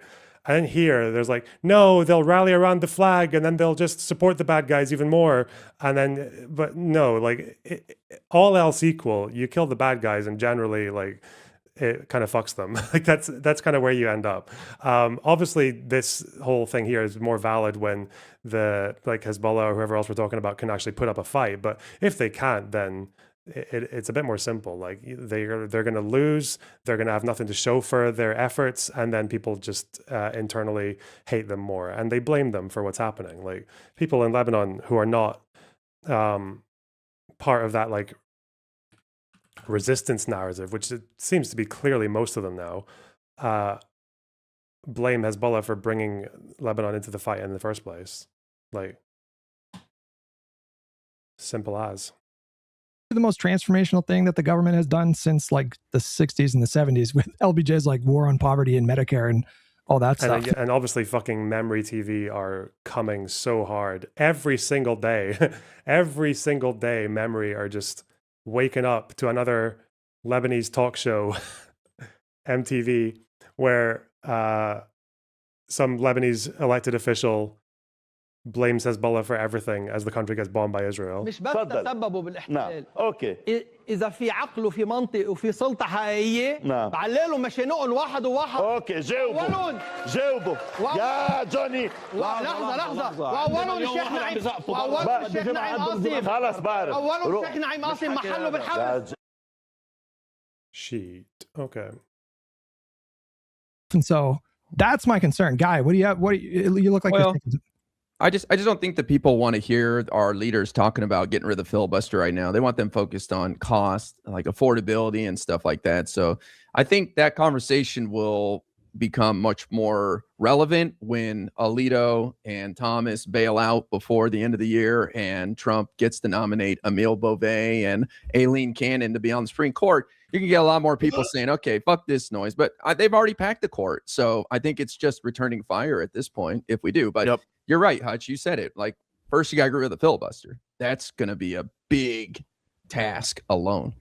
I don't know if it is, man. I actually think there's a very decent chance they get rid of the filibuster in the next trifecta. I really do. Yeah, I do. I think not so sure about that. I don't know, man. Obama was on Brian Tyler Cohen's podcast just 2 weeks ago talking about how basically it needs to be done. And so I don't know. It'll be interesting to see if more pressure kind of mounts. I don't think it's going to be a topic that comes up a lot during this like midterm cycle, but as soon as we get into the next presidential cycle, which I think is going to begin like right after the midterms, I think they're going to start announcing in like December. I do think like that conversation needs to be had, and I think there's more kind of leeway to talk about the filibuster, but I just hedge a little bit on committing to packing the court. I mean, what do you think, Soypill? I kind of understand the risk of, hey, this could hurt our chances and invigorate them to say, look, they're about to become draconian and take everything away from you. Everything you ever feared is going to come true. But the thing is, they were going to do that anyway. And I'm not so sure that making them understand what even the filibuster is, like imagine explaining that to a MAGA voter. I don't think they'd want to vote for it because I don't think they'd get it. I don't think most people get it. And I don't think the MAGA voters are suddenly going to become this like even more cultish and loyal base because they're like, oh my God, like I now understand like civics and I'm going to like take my understanding of that and vote extra hard for the Republican Party. But I'm not convinced we shouldn't kill the filibuster if Dems take the Senate in the next year. Like if Dems take the Senate, why don't we just take the sting out of it and do it while Trump's in office? I agree with that for sure. And just hit him with a bunch of legislation that is actually popular. Who knows? Maybe do something good for the country. I mean, doubtful he'll pass it, but I mean, these kind of conversations I think are in the weeds anyway. In a way that like you guys are mentioning, people don't really care about as much as cost of living. That wasn't a fight. So maybe it wasn't really. We'll dovetail into the chorus thing. Taylor, I don't know if you know before this. we get started, yeah? Did you guys see that there is a job opening? So if you guys are big chorus defenders here, they're hiring. Let's go. I applied after your article and they rejected me. So I don't know. To be in the program? really? That's fine. up. That's They not should- fair. That's fucked up. Yeah, I was like, more, dark money. Give me, But you would you disclose it? You Oh, would absolutely. disclose That's why it. I tweeted it Yeah. out before it even happened. So that's but- where's the problem? You know, like Well, we'll get yeah. into it. I mean, but just so you know, I've been trying to get Hutch to come to dinner every day, and I say, Hutch, where are you? What's going on, honey? Like, the food's ready. It's getting cold, and he's just staring at this big wall of Post-its and pictures. He's been writing a manifesto, no. so he's going to lead his this Corus discussion with you, just so you know. Yeah. What's going on? I mean, their second class finished, so they're done. I don't know that they've started. I think they're recruiting now for the next class, which is why they're hiring this partnerships person.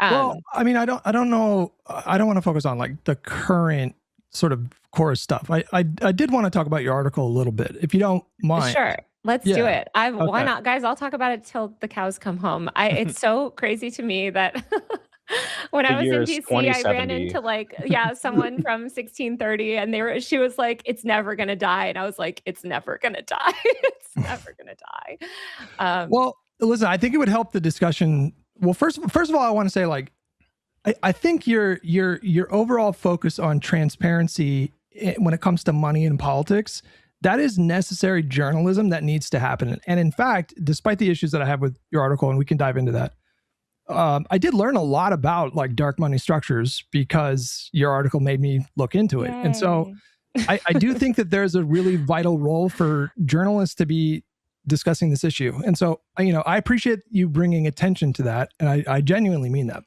But I want to ask you just a few questions before we get into some other things here. What do you think is the crux of, like, if you had to describe the crux of your reporting in this Wired article, like what would you go with there? How would you describe it? It's like the main points. Yeah, I think the main point is basically like what I want people to walk away with, kind of what you just said, which is that like this massive, notorious dark money group is funding this program that influencers took part in that claimed to be journalists, and that these influencers basically were taking undisclosed political money while promoting political messaging. For instance, I think that let me just give an example. So I think that consumers and viewers, readers, whatever, right, like news consumers deserve the right to know if the person that they're receiving information from is, one, taking political money, and two, taking part in like messaging sessions, like getting, sort of information given to them by certain political interests or whatever, right? I think that they should know that.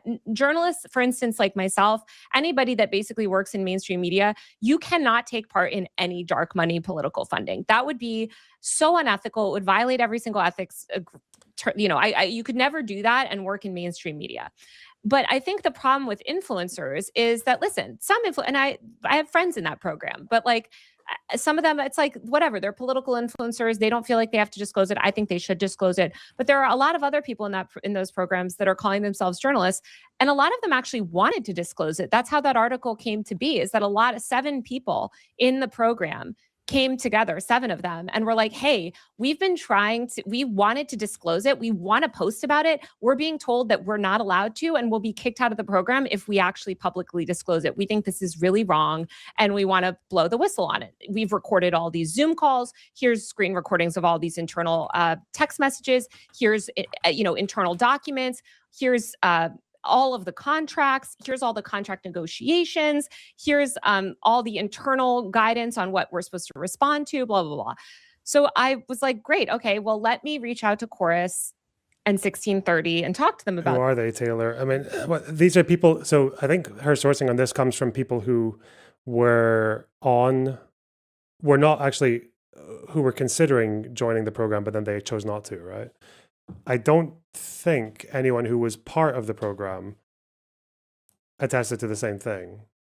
Like anyone who actually joined it and is part of it, and they were like, "Oh yeah, fuck! Like I'm leaving them now," and like they actually did say, "Don't disclose or we'll kick you off." Or yeah, disclosure will kick you off. Sorry, I got a bit distracted, and I knew that fucking Jeremy Bowen's name. If he's still, that rang a bell because I remember watching this from him. Actually debunked anything? Or are they just trying No, I don't want this. Fuck the... No, not this shit. I want... If it's a BBC clip, Can I just get the clip without some fucking assholes? I can look at this. I think this is still just a clip. Okay, use that. Yeah, this goes to the heart of what they've been doing. They've said from the very beginning that Shifa was one of their main objectives. Because of this command center, they absolutely insisted was underground there, and that story has been going around since 2014 that there might be one there. So the priority that they gave to Shifa means that as they drove into Gaza City, they killed a lot of people. So their argument has always been that so many people have been killed because Hamas have been using them as human shields in all the other hospitals as well as at Shifa. So that's why they want to prove it. They've taken some journalists in there. They've given them very little freedom to move around, almost none. The evidence up to now, those piles of Kalashnikovs and so on, frankly, is not convincing. The Middle East, wherever you go in the Middle East, you see an awful lot of Kalashnikovs. And it's not inconceivable that, I don't know, perhaps the security department of the hospital might have them. Certainly the police do. And so the Israelis may get the proof that they want. They've found this tunnel entrance, but so far that they haven't.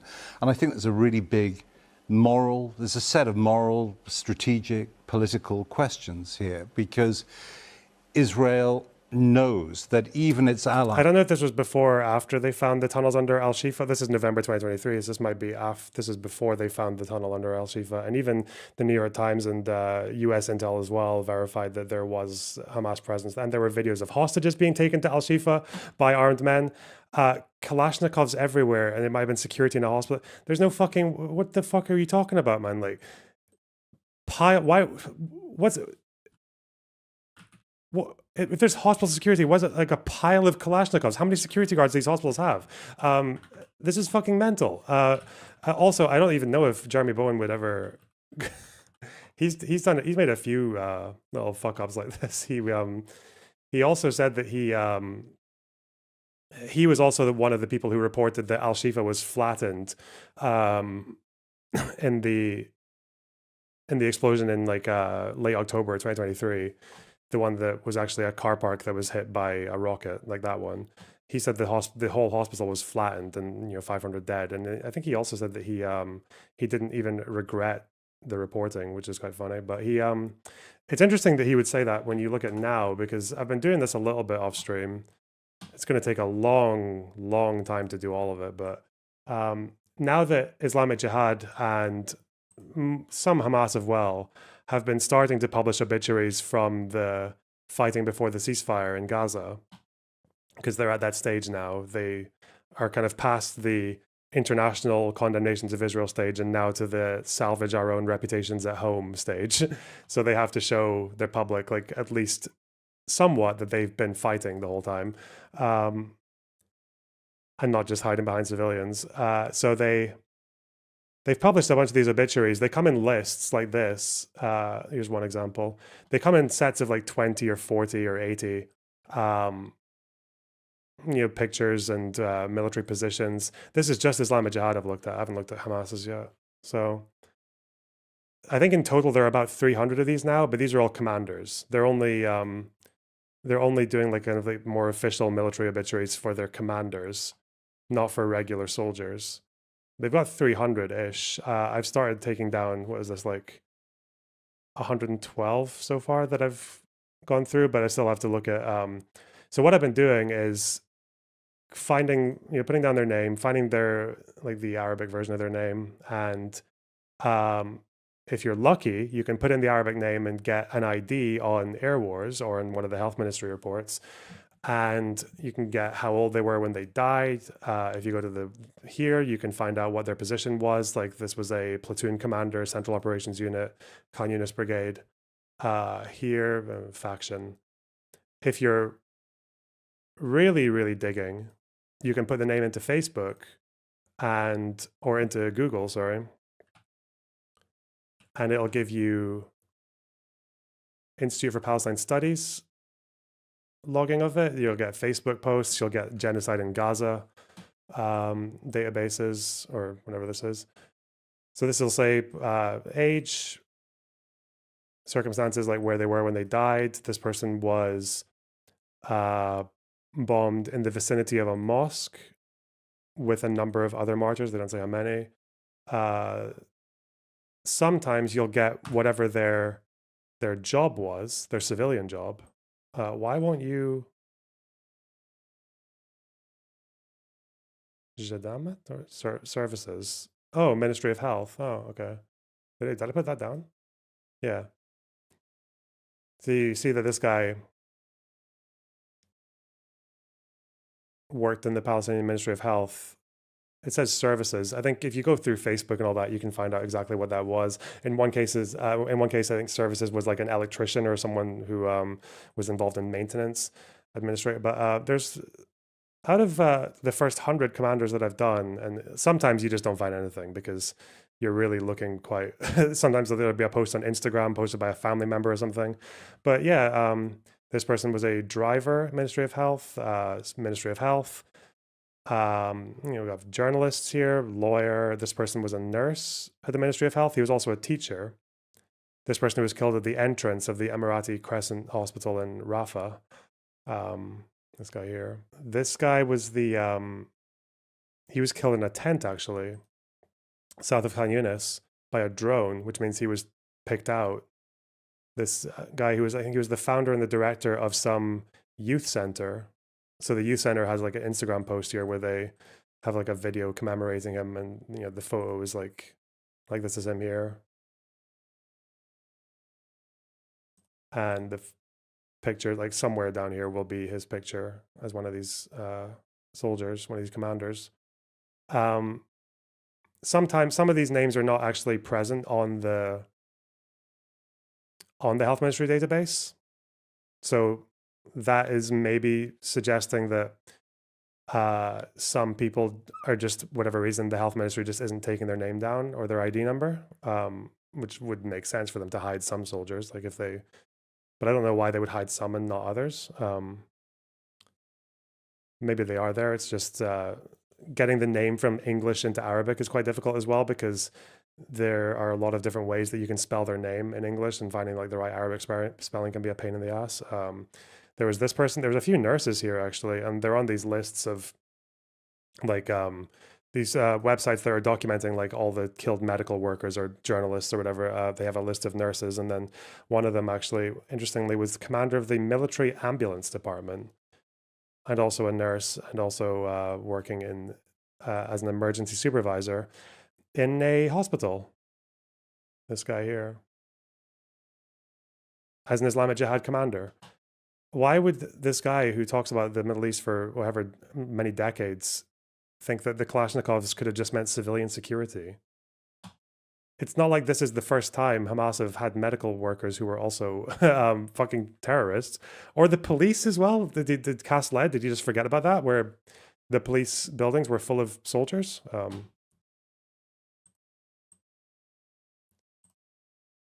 Damn.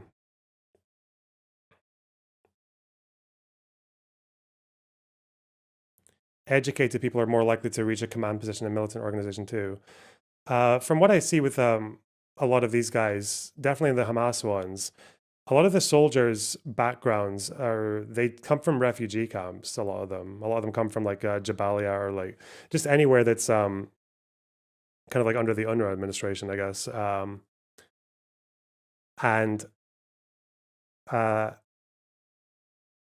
But as far as education goes, yeah, they generally do seem, but I don't know, because Palestinians are generally quite well educated anyway. So I don't know if a lot of the militants are even more.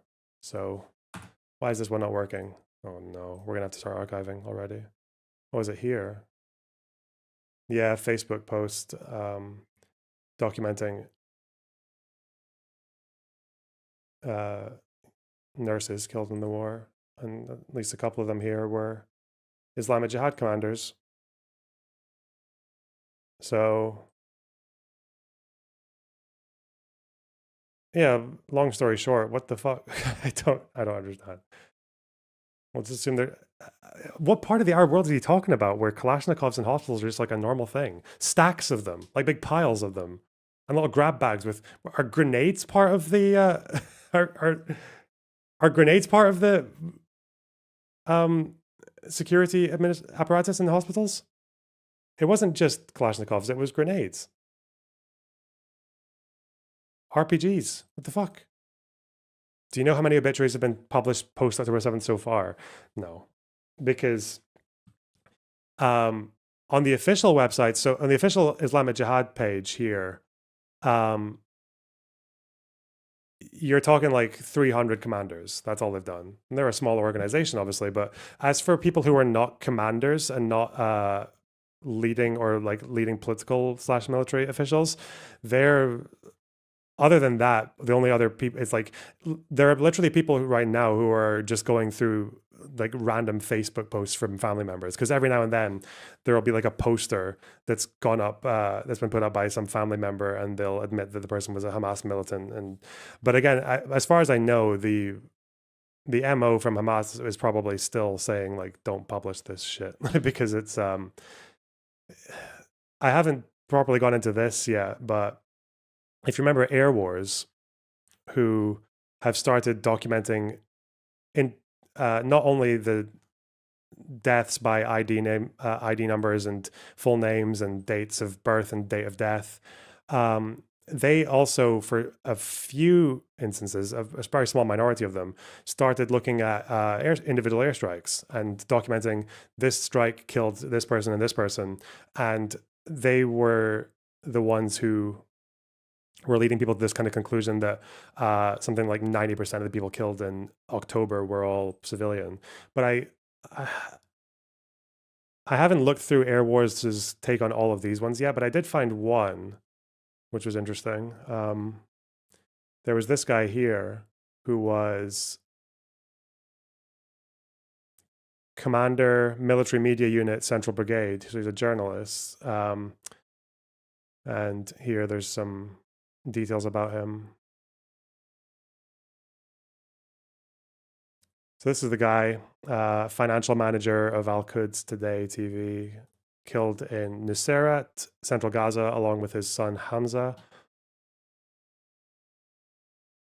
but also commander, Military Media Unit, Central Brigade. And they'll have, actually, let me find that one by name. Salim Hosni Abu Tayyur. He's near the bottom of this list. This is a really big one. I don't think they have pictures for every single person because this list is like 40, 50 people. Would I find him? Salim Hosni Abu Tayyur.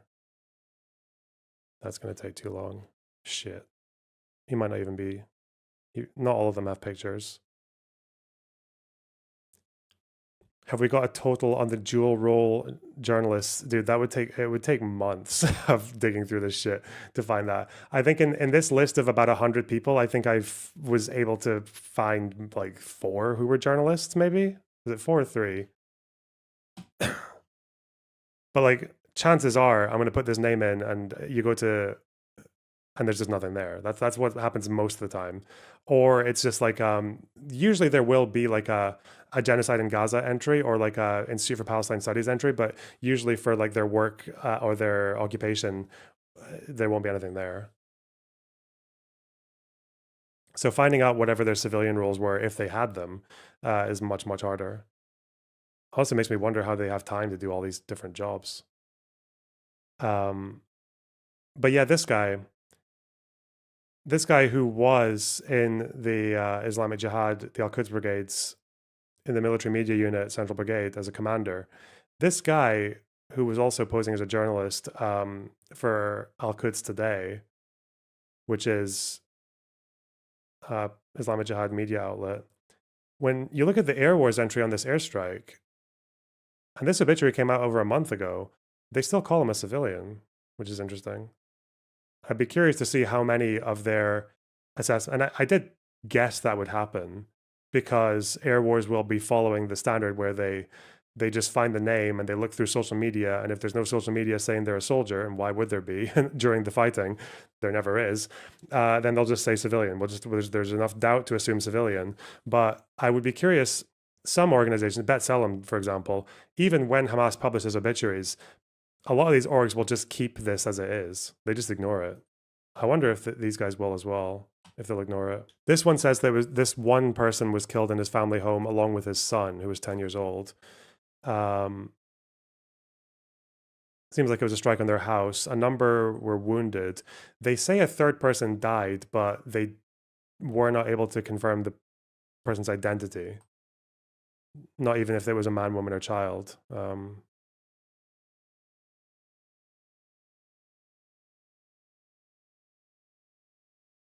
But I'd be curious to see how many of these, because it's not common for air wars to do this.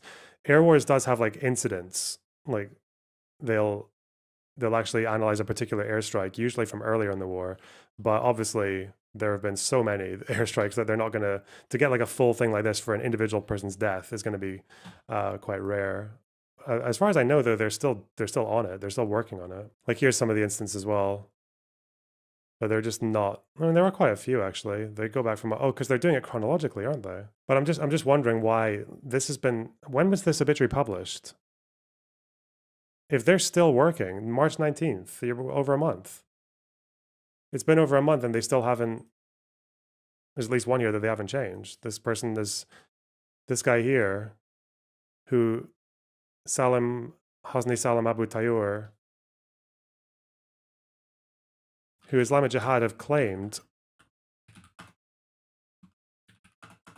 Holy fuck, man. The English to Arabic spelling is so annoying. I did spell it right. What the fuck? Oh, yeah. Who Islamic Jihad have claimed as a commander in the Central Brigade. They're still putting him as a civilian. Yeah, I don't know. We'll see. But in any case, coming back to why would your first instinct on Kalashnikovs in a hospital in Gaza be, oh, they must have been security? Because he's implying civilian security. It's not convincing of military presence. Meanwhile, Islamic Jihad, yeah, this guy who was reported dead as a nurse and supervisor last year, he's actually in the Northern Brigade. Whoops. Fuck me. Anyway.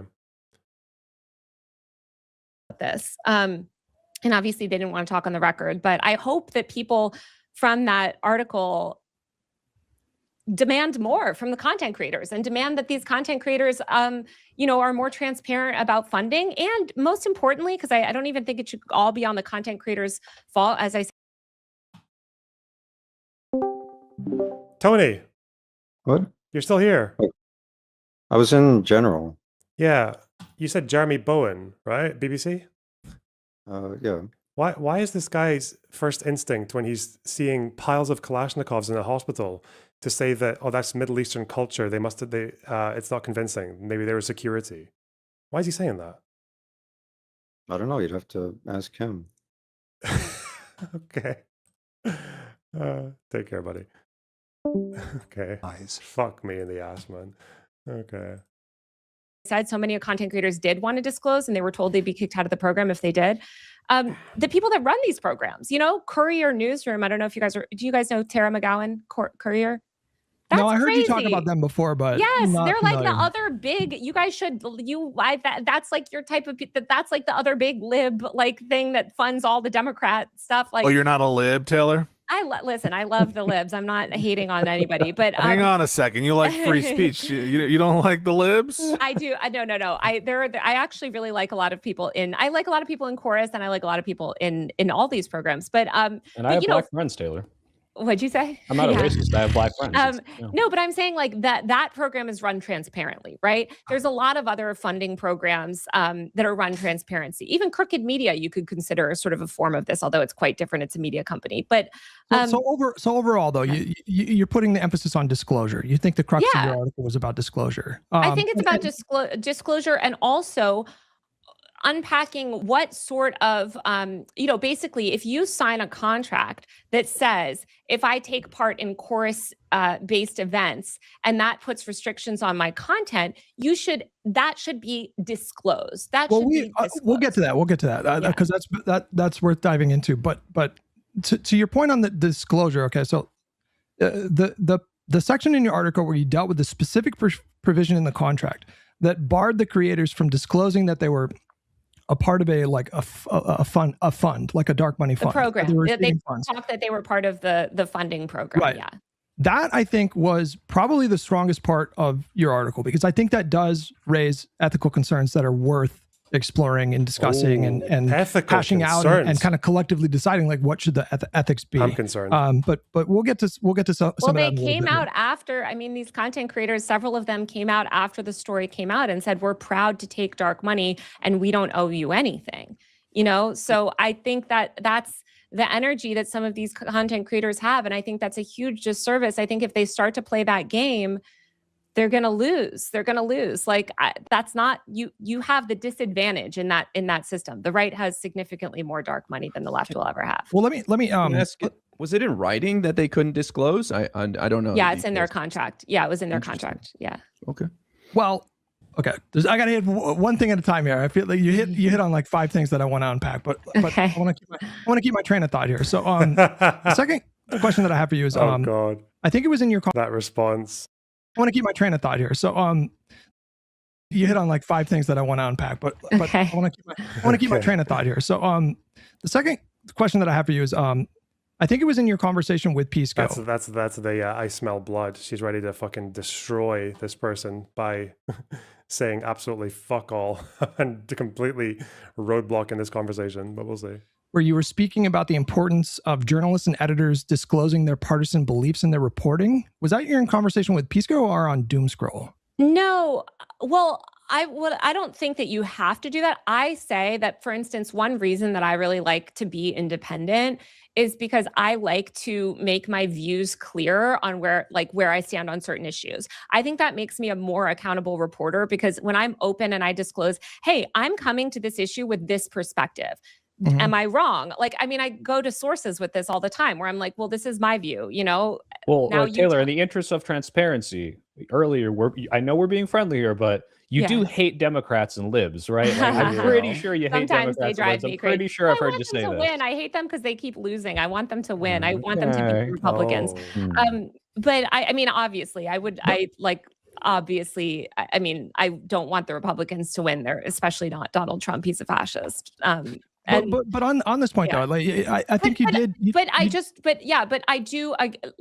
My point is like, if you are a journalist, especially if you're a public independent journalist, I think it's to your benefit and to the public's benefit for you to be transparent. And I think one reason people don't like mainstream media is that mainstream media will put out content that clearly has a political slant. You know, certain writers at The Atlantic, for instance, right, that like are going to skew a certain way, but they can't come out and say it. And to me, that's a flaw in our media ecosystem. I think that you should be transparent. Would it be up to the... Why do I have to say the Dems keep losing, like we lost one election and suddenly it's all over? It's just that because they need to make themselves like... You have a group of people who don't really have that much power, who are outsiders, and who definitely can't win elections in any fucking red state. You're never going to see a red state flip to like an AOC Mamdani type person, right? Like that's much less likely to happen. So their best hope is to just take the Democratic Party from within and pull the party to the left. And the way that you do that is you just say, well, you guys need us because you keep losing. You need our brilliant ideas to pull the swing states. You need us to get Florida back on board. Would it be up to the journalists to disclose that kind of slant in the reporting itself? We have this one simple trick to defeat the Republicans, which is why all of our candidates, we always run them in plus 40 Democrat areas. That's the gist. Oh, no, because it depends on your slant. Like, what are you talking about? Like, for instance, I cover identity verification laws. I'm very critical of ID verification laws. I'm very anti-surveillance. When I talk to the guy at the Age Verification Association, the trade group, I say, listen, I'm a huge critic of these laws. Convince me why I'm wrong. The goal of an article, like a journalistic article, is to be factual and truthful, and to get people to understand, sort of the truth of a situation. Right. It's not necessarily to share your opinion on something. Some articles do contain more opinion, but most sort of like investigative work, or especially something like this, it doesn't have my opinion in it. Also, because like 15 people worked on this article, and my original draft was so like, it goes through like so much sort of editing and review and so. This is probably something that maybe even some of you guys wouldn't get it, but when someone says like the goal of an article is to be factual and truthful, think about like what the world would look like if that was just if that was it, like it's just to be factual and truthful. Like an article is not supposed to just be like a random assortment of facts. Obviously, the whole point in any fact going into an article is to tell some kind of story. It can be a news story or an opinion piece or whatever else, but like the facts that you choose to bring up, even if we assume that every single word or sentence in this article is like completely 100% accurate, I would contest some of that. But like I've said this before, with you can have a piece or like a video or an article or a book that's completely 100% factual, and it can still, and it is almost always still going to tell some kind of story. Sometimes it can be basically just furthering a total fucking lie, even if the article itself is accurate. So for example, like if you were think about like if any of these like anti-Muslim people or whatever, the way that they'll write articles that they might write an article that just has every single crime in the last 10 years that's been committed by a Muslim, right? And they'll use all this crazy language, and they'll talk about how like, oh yeah, the council, they suppressed the grooming shit or whatever. You can write an article like that is completely 100% factual, and and people like Tommy Robinson and people like that would just like they would love it. But like then the question would be is like, okay, but what's the point of this article? Like why did you think that this particular assortment of facts was necessary to put together into a single story? And then why, and then also maybe you would ask is like, why is everyone who's sharing this article and making a huge noise about it the same people who believe that like Muslims are committing most of the rapes in the UK or most of the violence, or the same people who think that they should all be deported, who think that most Muslims in the UK are like extremists who want a suicide bomb? You know, well, it's because your selection of facts is very intentional to sell a point. And there's no way that Taylor was presenting that this was like some kind of, which is why you get into this weird sort of double bind where you'll have the people who initially responded to Taylor's article, which is like Majority Report or Hassan or any of these, like, did Breaking Points mention it? I can't remember. Or Vanguard. But these people who spoke about it, they were all like really fucking hyperbolic about it and saying that like for some reason this article that mentions Gaza once was now like, oh yeah, we can tell that like Corus are paying these people to shut the fuck up about Israel and like or to toe the party line and shit like that, or like this. And other people were calling it like an APAC related thing, or so other people were saying that I think was it Casey Tron who confused it with the APAC thing. Yeah, because she said that I was part of it. But the bigger creators who did that, like, why did they suddenly like have this like conspiratorial almost like response to an article that is supposed to just be factual about a contract that should have had more disclosure allowances? But then it's like, but then you're thinking on the other end, when you bring people up on this kind of thing, or like when I had that debate about it, it was like suddenly the debate with someone who's a bit more switched on, a bit more intentional, will just say, yeah, I just should they not have just disclosed that they were being paid by Corus? And it's like, well, yeah, probably, yeah, that would have obviously been better because their viewers are watching that content and they think that they're watching an authentic self-made whatever creator. It would probably be worth them knowing that this person is getting support from a particular organization, even if that support is not really like informing their opinions or anything, but just it's good to know it's there. But then there's like two things happening at once there, because when you read this article, like the way it's written, it doesn't just sound like, oh yeah, well, this is like generally a good thing that people should be doing. It's good that finally there is some kind of response to the Republican fucking shit show of like targeting the youth and social media and all that shit. Like that's a good thing. But we just want these people to do better because disclosure would help. That's one thing, but then that's not what people seem to come away with after they read this article. They came away with dark money, malicious organization that is just trying to astroturf a bunch of fucking shitty centrists who love Israel and hate Palestinians and want to keep the party to be like dry centrist Democrat, fucking John Fetterman, whatever. That's like the impression that people came away with. And personally, I don't think it was an accident that Taylor's biggest defenders came away with such a strong claim about these creators and such a strong attack against these creators. It's not surprising at all, because facts, even if every single one of them is 100% true, were chosen and written about to achieve that impression.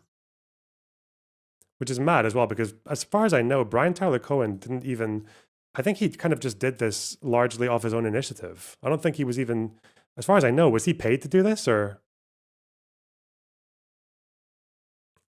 I thought this was just like his fucking, almost like a passion project. Like he just really wanted to counter the conservative side of things, but damn, they got really,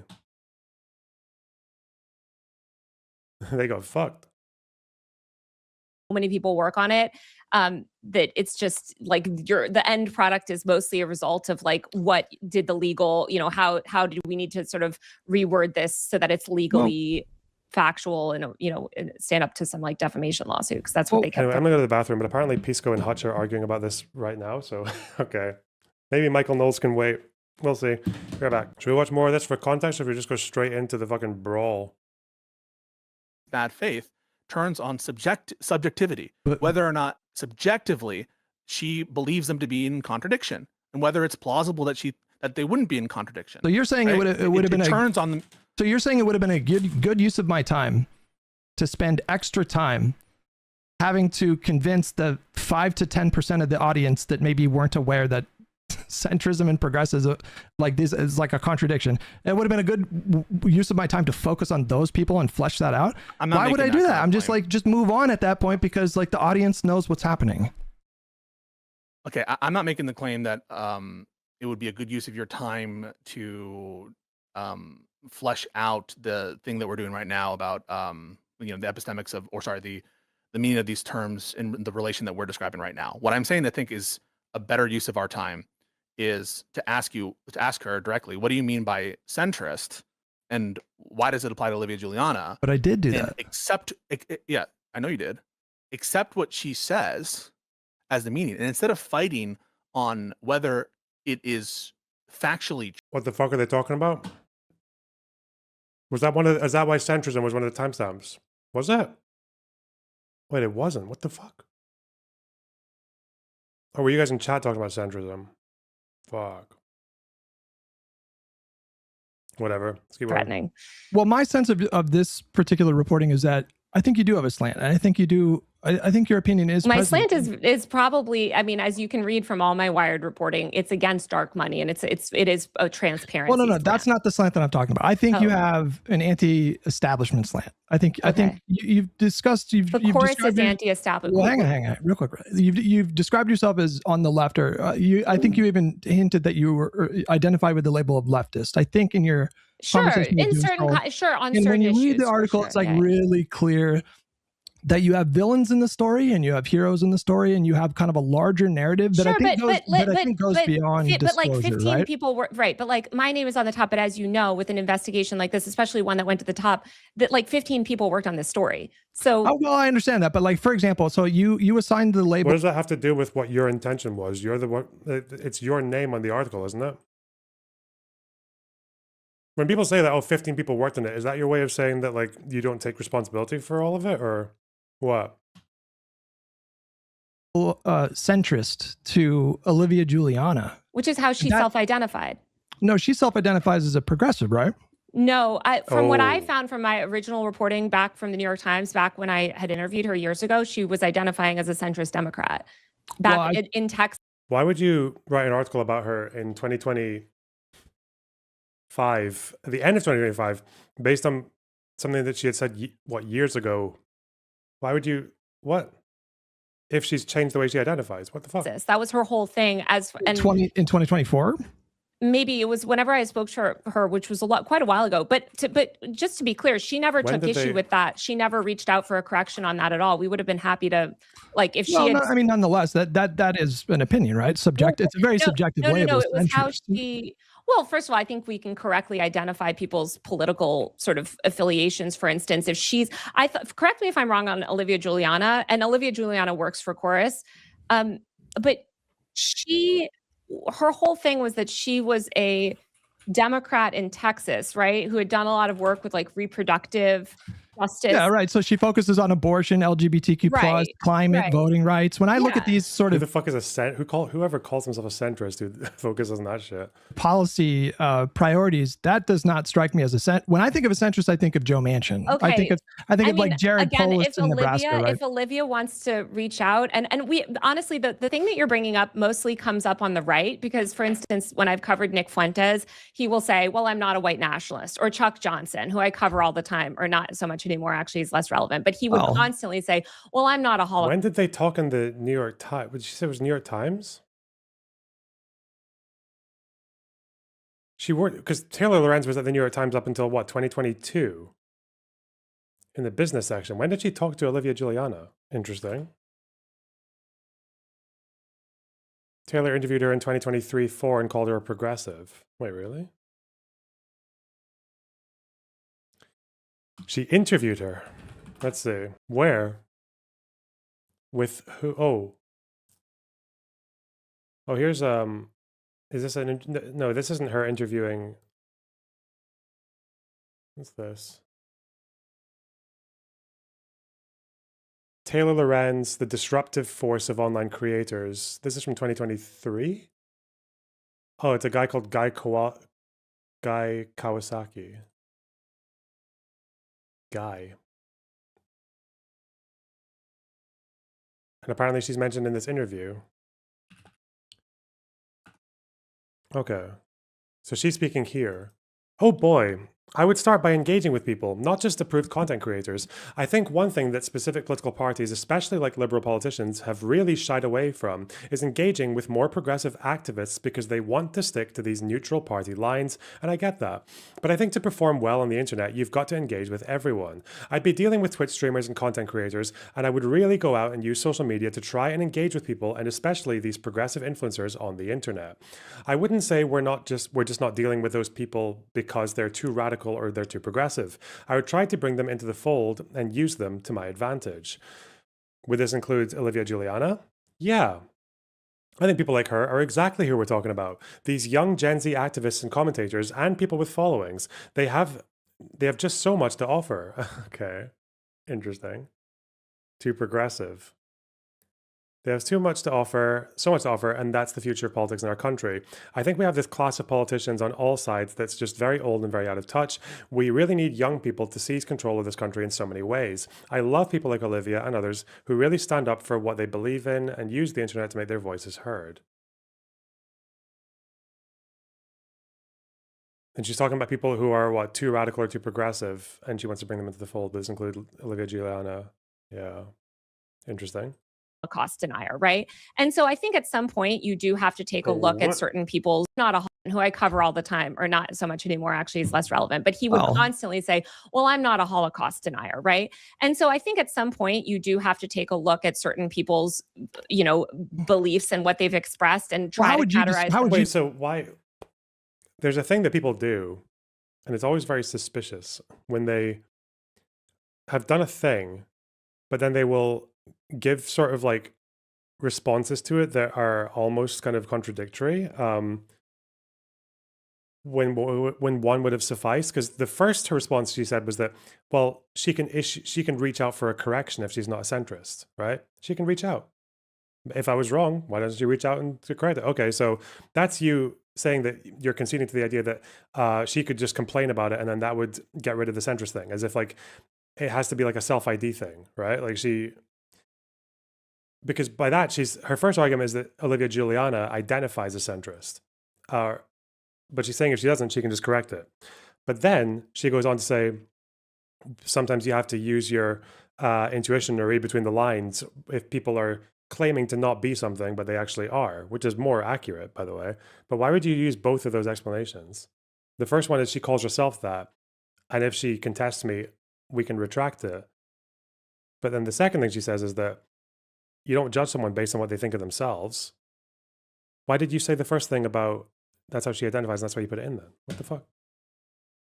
You define centrist. I know why. It's because she's a master manipulator. How would you define centrist? So a Democrat? A Democrat that's probably very middle of the road, like a middle of. It's a thing again, like these people want to be a third, they kind of wish they were a third party almost, but just that they were as big as the other two parties. That would make Democrats centrist, I guess. But no, people, I don't know. Is this like maybe I'm just too online, but people who call themselves centrists or people who are even identified as part of a centrist crowd, a centrist is like someone who is sitting there like scratching their head over fucking Trump or Kamala at the end of 2024, right? They're like, oh, I don't know, maybe Trump is better on this and Kamala on that. That's like a centrist, right? Both sides bad with Democrats and Republicans under Trump. Or maybe Hutch said like Joe Manchin, as in like the kind of Democrat who a stiff breeze would push him over to the Republicans, right? Is that a Democrat? Of the road Democrat, like a Democrat that could operate in a red state probably, and a blue state maybe equal, like somebody that sort of appeals broad to both. though. That's a very, very broad. Well, it's kind of Well, it's just not what people the see centrism as itself. centrists. Like as I think about it and sit here, there's a kind of identified more Schumer-oriented Democrat, more moderate Democrat associated with a centrist label. Well, and it is kind of vague, right? It's a kind of vague but term. also like hasn't. Yeah, I wouldn't say that the Corus. I mean, Corus has made content with Schumer. Like, I guess I would say it's a very vague term. It's probably the most broad term because I don't think we want to get it again like too the specific. important thing here, Taylor, is to Hutch's point, based on, and I found this when I read your article Yeah. too. You use centrist as like a pejorative, right? Yeah. No, for this one we Yes, you say do, that yeah. like when Her and all their friends do. Yeah, that's a thing. Yeah. General, you do. Because to them, a centrist is the meme where one guy is saying we want civil rights, and the other side is saying we want slavery, and then the centrist is the person in the middle saying, "Can we compromise?" That's a centrist. Okay, that's what these guys see as a centrist. Taylor and her crowd.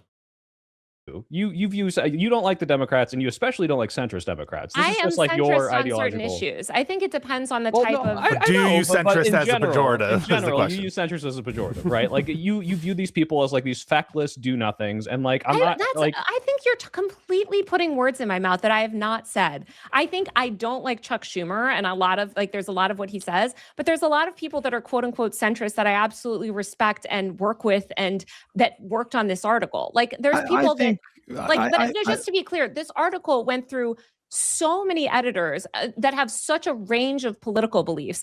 And I hear you that maybe you disagree that Olivia Juliana is classified as we described her, a centrist Gen Z influencer who spoke at the 2024 DNC. I she think has when you not look at taken her, issue with that. And that's beside the point. I Wait, mean, but whether or not she disputed it, I think if most people, well, hang on, just let me real quick. I'm not trying to cut you off very much. So just let me say what sorry. I think if like a reasonable person went to Olivia Juliana's feed and they saw her policy priorities, I think that they would colloquially understand her to be just sort of like a standard Gen Z progressive Democrat who's focused on progressive is also the reason progressive has come up so much. And somebody was trying to get me to write a story about this recently, which I was like, this is not really my beat, is because so many people have tried to replace the word centrist with progressive, and this has been like a thing that influencers were actually. This is what Taylor thinks a centrist is. Just so you know, okay. I don't know why she's acting coy about it now, and I know that's what Taylor thinks a centrist is because that's what Hassan thinks a centrist is.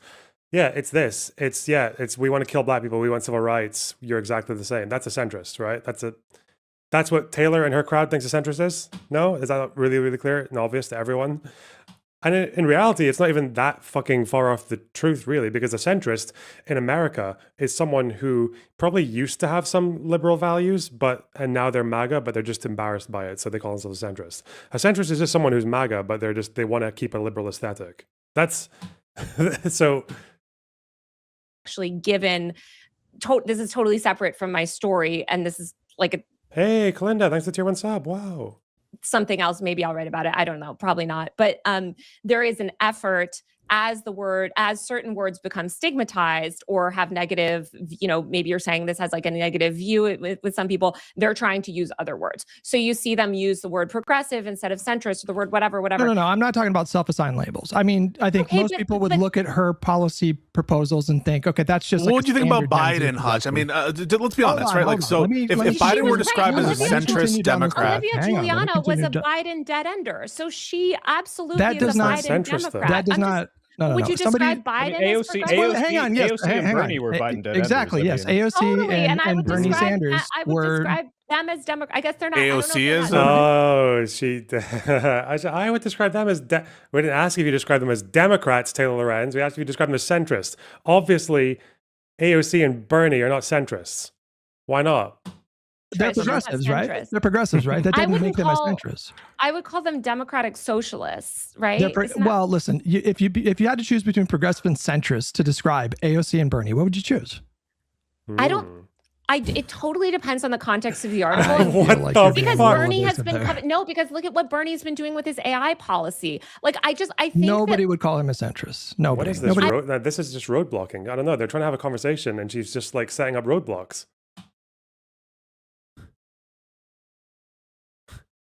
Why? Why are you doing that? I wouldn't call him, but I wouldn't call him progressive either on certain things. I just think like I don't understand what these words mean anymore. I mean, like more broadly, you said that there were 90. Did you see a list of 90 people? Is that how many people you saw? So just to be clear, I understand that you take issue with the way that editors categorize these people, but that's an opinion, though. I love all these like techniques that she's doing there as well. Is like she's kind of appealing to the authority of her editors now for an article that is it's her article all the same. Did the editor choose to call Olivia Juliana a centrist? No fucking way. No. I'm sorry that you take issue with the editors of this prestigious and oh God, of this prestigious media outlet, of these qualified people, these my fine learned friends who are much, much more intelligent than you are, you bald fuck. It's not an opinion. Well, this is Chuck Johnson saying that us calling him a Holocaust denier is an opinion, or us saying that Tucker Carlson is a right-winger is an opinion. All we can do is try to best reflect the ideology that often we use self-described ideologies, but all we can do. I think she self-describes as a progressive at this point. So that's where I'm a little bit confused. At this point, maybe, but I would say again, if you ask actual people that are further to the left than her, they will say not. So well, that's the issue. That's the issue. Right, and that's the issue. Will call Bernie Sanders a centrist, but it's not accurate. No, but that's the issue, because I think you're framing your article from the position of like the left. But I didn't even write that line. So like well, your name's on the Of course, but I want you to understand how. Why were you defending it then? So why would you say, "Oh, I didn't even write that," if you don't defend it? Again, it's like trying to have two defenses at once. The first one was, well, she called herself a centrist, even though she called her a progressive in 2023. Apparently, Taylor called her a progressive. Maybe she used to call herself a centrist. I don't see why that would matter to what you're going to call her in 2025 or 24. But so first, she called herself a centrist. Then it's, well, we don't actually judge people based on what they call themselves. We judge them based on their actions. And now it's, I didn't even write the line. What the fuck are we doing here? Like, which one is it? You don't say, oh, I didn't even write that. What, 5 minutes after you've defended it? Why didn't? Because that sounds like you don't defend it. If you're saying I didn't even write it. Journalism works, right? Okay. The way that journalism works. Yes. Tell him how journalism. Tell this fucking retard how journalism works. This bald idiot. Yes. That Wired is my personal blog, and I can go and write whatever I want, right? And I can just go and publish on Wired and nobody's going to look at it, right? No, especially with an investigation like this, the way it happens is I find information, right? I get people trying to whistleblow in this case. Meme, thanks for $4.99. I wish I had 15 editors to fall back on for my failings in life. Shit. About a program that I don't see any failing. I see total dominance. I respect it, I just, whenever someone's good at what they do, it's hard for me to hate them. That's it. And she's very good at what she's doing here. And I go to an editor and I say, hey, I have all of this source material, all of this people. Would you? Someone said in chat that Hutch prepared for this for like 12 hours or whatever. Hutch probably watched all these videos and read all these things to prepare for this conversation. And now he's like, he's very quickly realizing that he's not going to get to use he's going to get to use maybe like 2% of it because she will just fucking, like, she's just basically throwing sand in his eyes, as he tries to find his way around the maze. Like that's basically what she's doing now. Be interested in a story. Yes.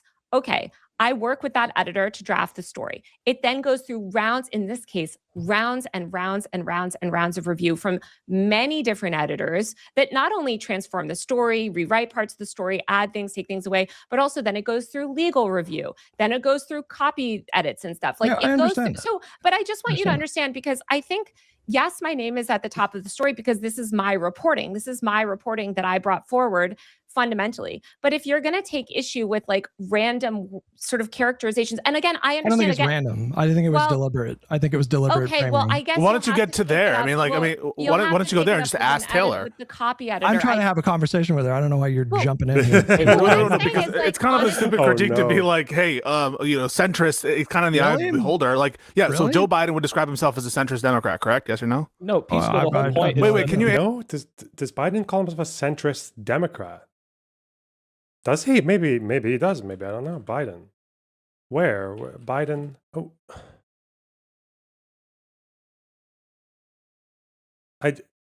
I'm just finding it really hard to imagine. Wait, what's this? I can see a bunch of articles of Biden being described as a centrist, but this is an interesting headline. White House defends Biden's comment calling out centrist Democrats for blocking his agenda. Oh, and of course he's referring to Manchin and Sinema. Did he actually call that? There's no way he called them centrists. Right? Continues to tick on President Biden's hopes for a bipartisan infrastructure bill. He met with West Virginia Republican Senator Shelley Moore Capito at the White House Wednesday to discuss potential areas of common ground. But common ground remains elusive in Washington. Last week, Republicans blocked a bill to create a commission that would investigate the Capitol riot. Questions linger over what exactly happened and who was responsible for the deadly attack on January 6th. This afternoon, the Committee on House Administration announced a public hearing. House Speaker Nancy Pelosi is considering options to move forward without Republican support. More on that in a moment. But first, President Biden is declaring June a national month of action as he seeks to get at least one vaccine dose to 70% of U.S. adults by July 4th.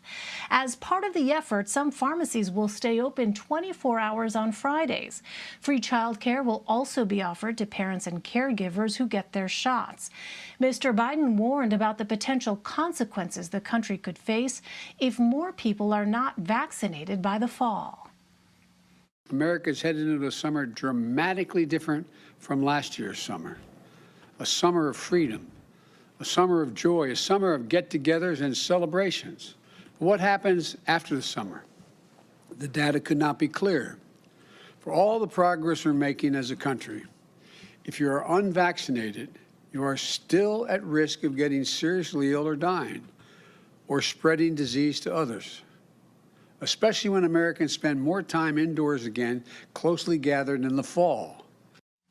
To aid in the effort, Vice President Kamala Harris will embark on a tour across the South and Midwest to encourage people to get vaccinated. It's the latest high-profile assignment she's been tasked with.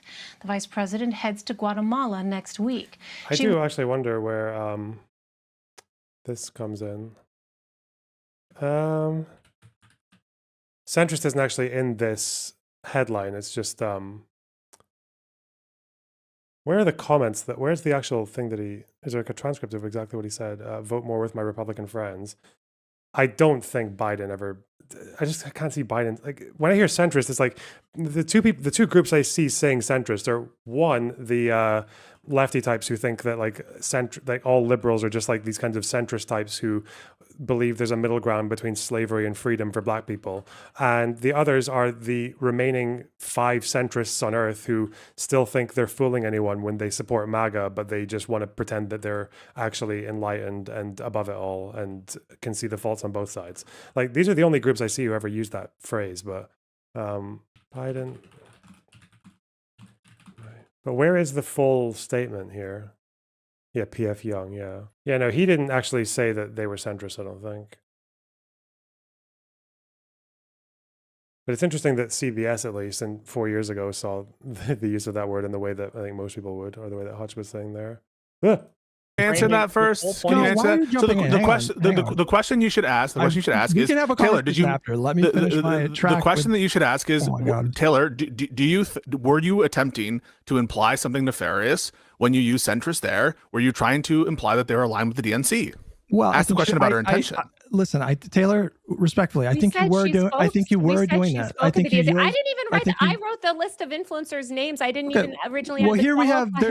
But we have another spot here where you say that. And now she's doing the final fucking horseman of the fuck this conversation apocalypse. Now she's doing the thing where she's like, now it's like, I'm going to be evasive and I'm going to be really difficult with these questions. I'm going to go from, she calls herself a centrist to, even if she doesn't, that doesn't matter because we judge people based on actions, to a centrist is just like a Democrat. Oh, but not Bernie. Okay, so it's maybe not the same as that. To, I didn't even write that line. To, and then you're like, someone's just trying to be like, wait, can we just please get like some kind of justification or even a disavowal of this, calling this person a centrist? And now she's going to say, are we really still talking about? Yes, we're still talking about it because it's impossible to get anything fucking substantial out of you. Yeah, now she's going to do the thing where she acts like you're the one being fucking ridiculous for not letting her worm away from the question. Yeah. Before you do the next thing, because I can't. Taylor, if anyone has any clips of Biden calling himself a centrist, that would be quite interesting though, because I haven't heard that, but he might have.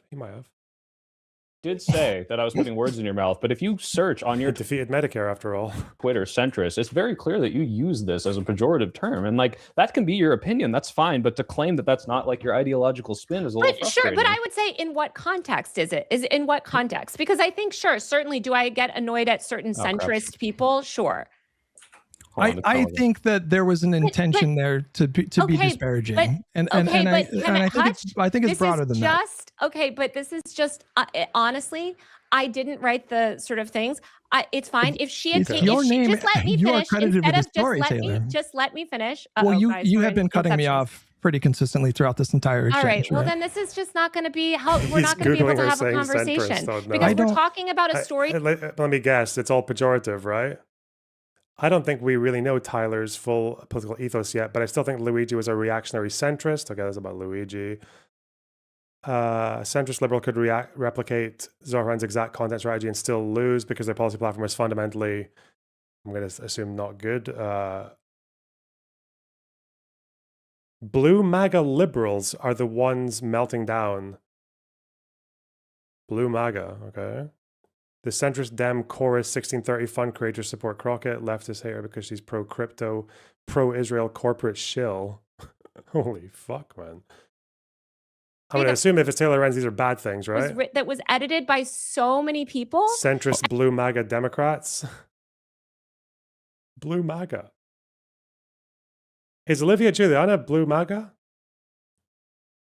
And I don't know what to tell you other than Okay, so are you people who, like Democrats who sell out to align with the right? That's like, distancing yourself from that label. Oh my God! Oh my God, Hutch! What a stupid thing to say. After that story, and all I did was just say I didn't write that. That's not my responsibility. I didn't write that word. Okay, so are you distancing yourself? Oh my! Why would you think I would? Now we're gonna go back to what was it? She can call for a retraction. You grossly mischaracterized my views. I'm not a centrist. Take it out. You mischaracterized it, whatever. I would have been happy to bring that to the editor, and the editor could have looked at her positions and decided whether or not that was correct. Well, Taylor, this is how journalism opinion works. But Taylor, her opinion is not especially relevant. Like if you're saying that. If you're saying that the language, if you're saying that the centrist language, her position, whether or not she's a centrist, isn't relevant. No, it would be what are her positions and do they? Oh my God! Was not something that you picked. Is that your way of saying that you're kind of distancing yourself from that language? I would have until this conversation called Olivia Juliana a centrist because she's a Democrat in a red state, and I would imagine that most people that are the Democrats in the red states lean to the center. Also. When I had spoken to her years ago, that was my understanding of her. And also, that's again, we did not receive any criticism of this. This is the first criticism that I've even heard of this. Well, so I think it's important because I do think that I'm it was. sorry you feel this way, but this is just completely you don't need to apologize to me. I'm just. I'm sorry you feel this way. Completely unproductive. I feel like you're becoming quite defensive and evasive right now. No, it's I feel like because I feel like I'm asking dealing very- with the white nationalists, because this is all I do all Really? day is go back and forth with the white Hutch is nationalists. bald by Because he's choice. fucking bald. White, not what the fuck does any of that have to do with a white national? What the fuck? But it's not because It of is that. just Just it so is you the know. same ridiculous argument where it's like, oh, You think the white questions that I asked you amount to like being questioned by a white nationalist? I will tell seems a you, they are little the much. exact. Why don't you listen? They are the exact same words you're using, the exact same method of saying, right? When we write about Tucker Carlson, and I've gone back and forth with Tucker Carlson's team on this exact issue, right? We'll say, well, we characterize you as XYZ, far right. Right? Far right is actually even more common than the right with white nationalists. And every time I write about a right-wing influencer and we say, well, we are, whatever, here's the article, here, we're asking you for comment, blah, blah, blah, blah, blah. They will say, I'm not far right. I'm not far right. I'm progressive. In some cases, they even say, even Tim Pool types, I'm actually progressive.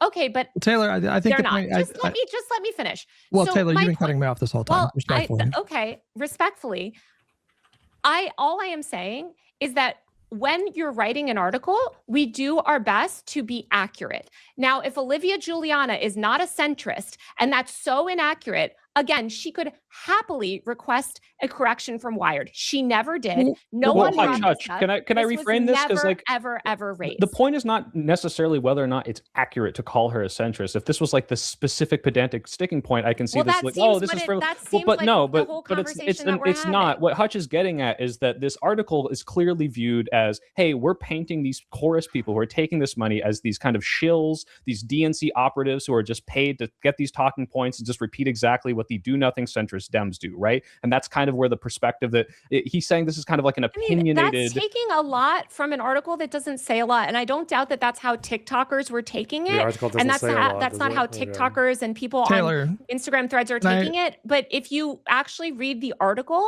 Taylor, you will Taylor. see that it is quite clear what we say. And this is not a DNC. Listen. But This is you- poor Shelby at the DNC had to literally kept being like, guys, this is not a DNC program. Obviously, they support the DNC. But the Taylor. DNC has its own influencer program. on August 27th, you tweeted the Uh-oh. 90 influencers dates. involved 90 appear to be influencers. primarily centrist, pro-DNC, Yes. who have not spoken about Palestine, are pro-Israel. Those are your words. Yes. But you just said a moment ago you're kind of distancing yourself from that framing. No, I didn't. What are you talking about? That's what Soy Pill just confronted you with, and you said, well, I can Oh my understand why God, people walked that they away were with that, centri- but those are your again, words. I'm sorry. They're centrist. Again, if Olivia Juliana is not a centrist, and that is factually wrong, and these people are not centrist, and this is factually wrong, that these content creators that are making content with Chuck Schumer, that are making content with Hakeem Jeffries, if they are not, if I was wrong, if this article is wrong, and it's factually wrong, then I highly encourage them to ask for a correction. But no one has asked Can we do for it a step by correction steps? saying So that they are not centrist. No one. Let's just do it step by step. Hutch, is it your contention that it's inaccurate to call Olivia Juliana a centrist? I do believe that, yes, and I think that she In used virtue that of word what? intentionally. Well, I don't know why you're playing dumb here. You understand that when Taylor uses that word, it's a pejorative. Hang on a second. So You separate understand that that, intent. Kisco. So You do. you can make a critique of an article based on its accuracy or based on whether there's some bad motive. I'm in trying using to that get term. to a larger. Is it your contention? I know, but let's just do it step by step. Let's do it step I'm by step, trying right? to, but you're Is jumping it in. inaccurate? And so, Okay. and if it's inaccurate, why is it inaccurate? It's inaccurate because her policy priorities do not line up with what any reasonable person would assert to be a centrist. When And you this look is at what the they'll things that say of she's Tucker advocating for. Carlson and the Okay, the that's far right. that's fine. I mean, But you can how say do you can just make this argument about anything. But what does it mean to be pro DNC or pro Israel? They want, what does that mean? So pro DNC means pro Democrat, like pro sort of the Democrat establishment, what I would say, which is very much Corus's goal. And pro Israel means that the majority of people that we found that were public, which is why I think it's so crucial for them to actually release these names publicly, because I think if this is not the majority view held among their creators, they should release these names publicly to make it clear what is the ideological makeup of their Corus class.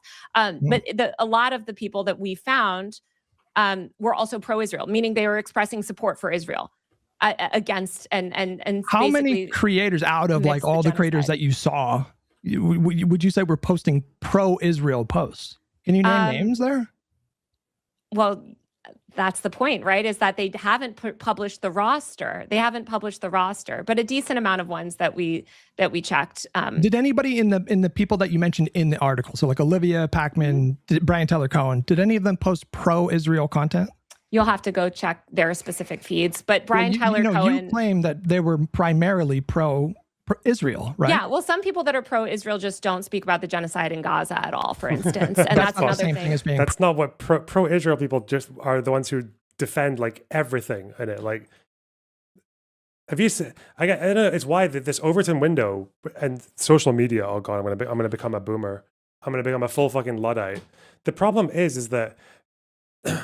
It's like with the Democrat-Republican thing, in that you've got these two kind of pillars in American politics, where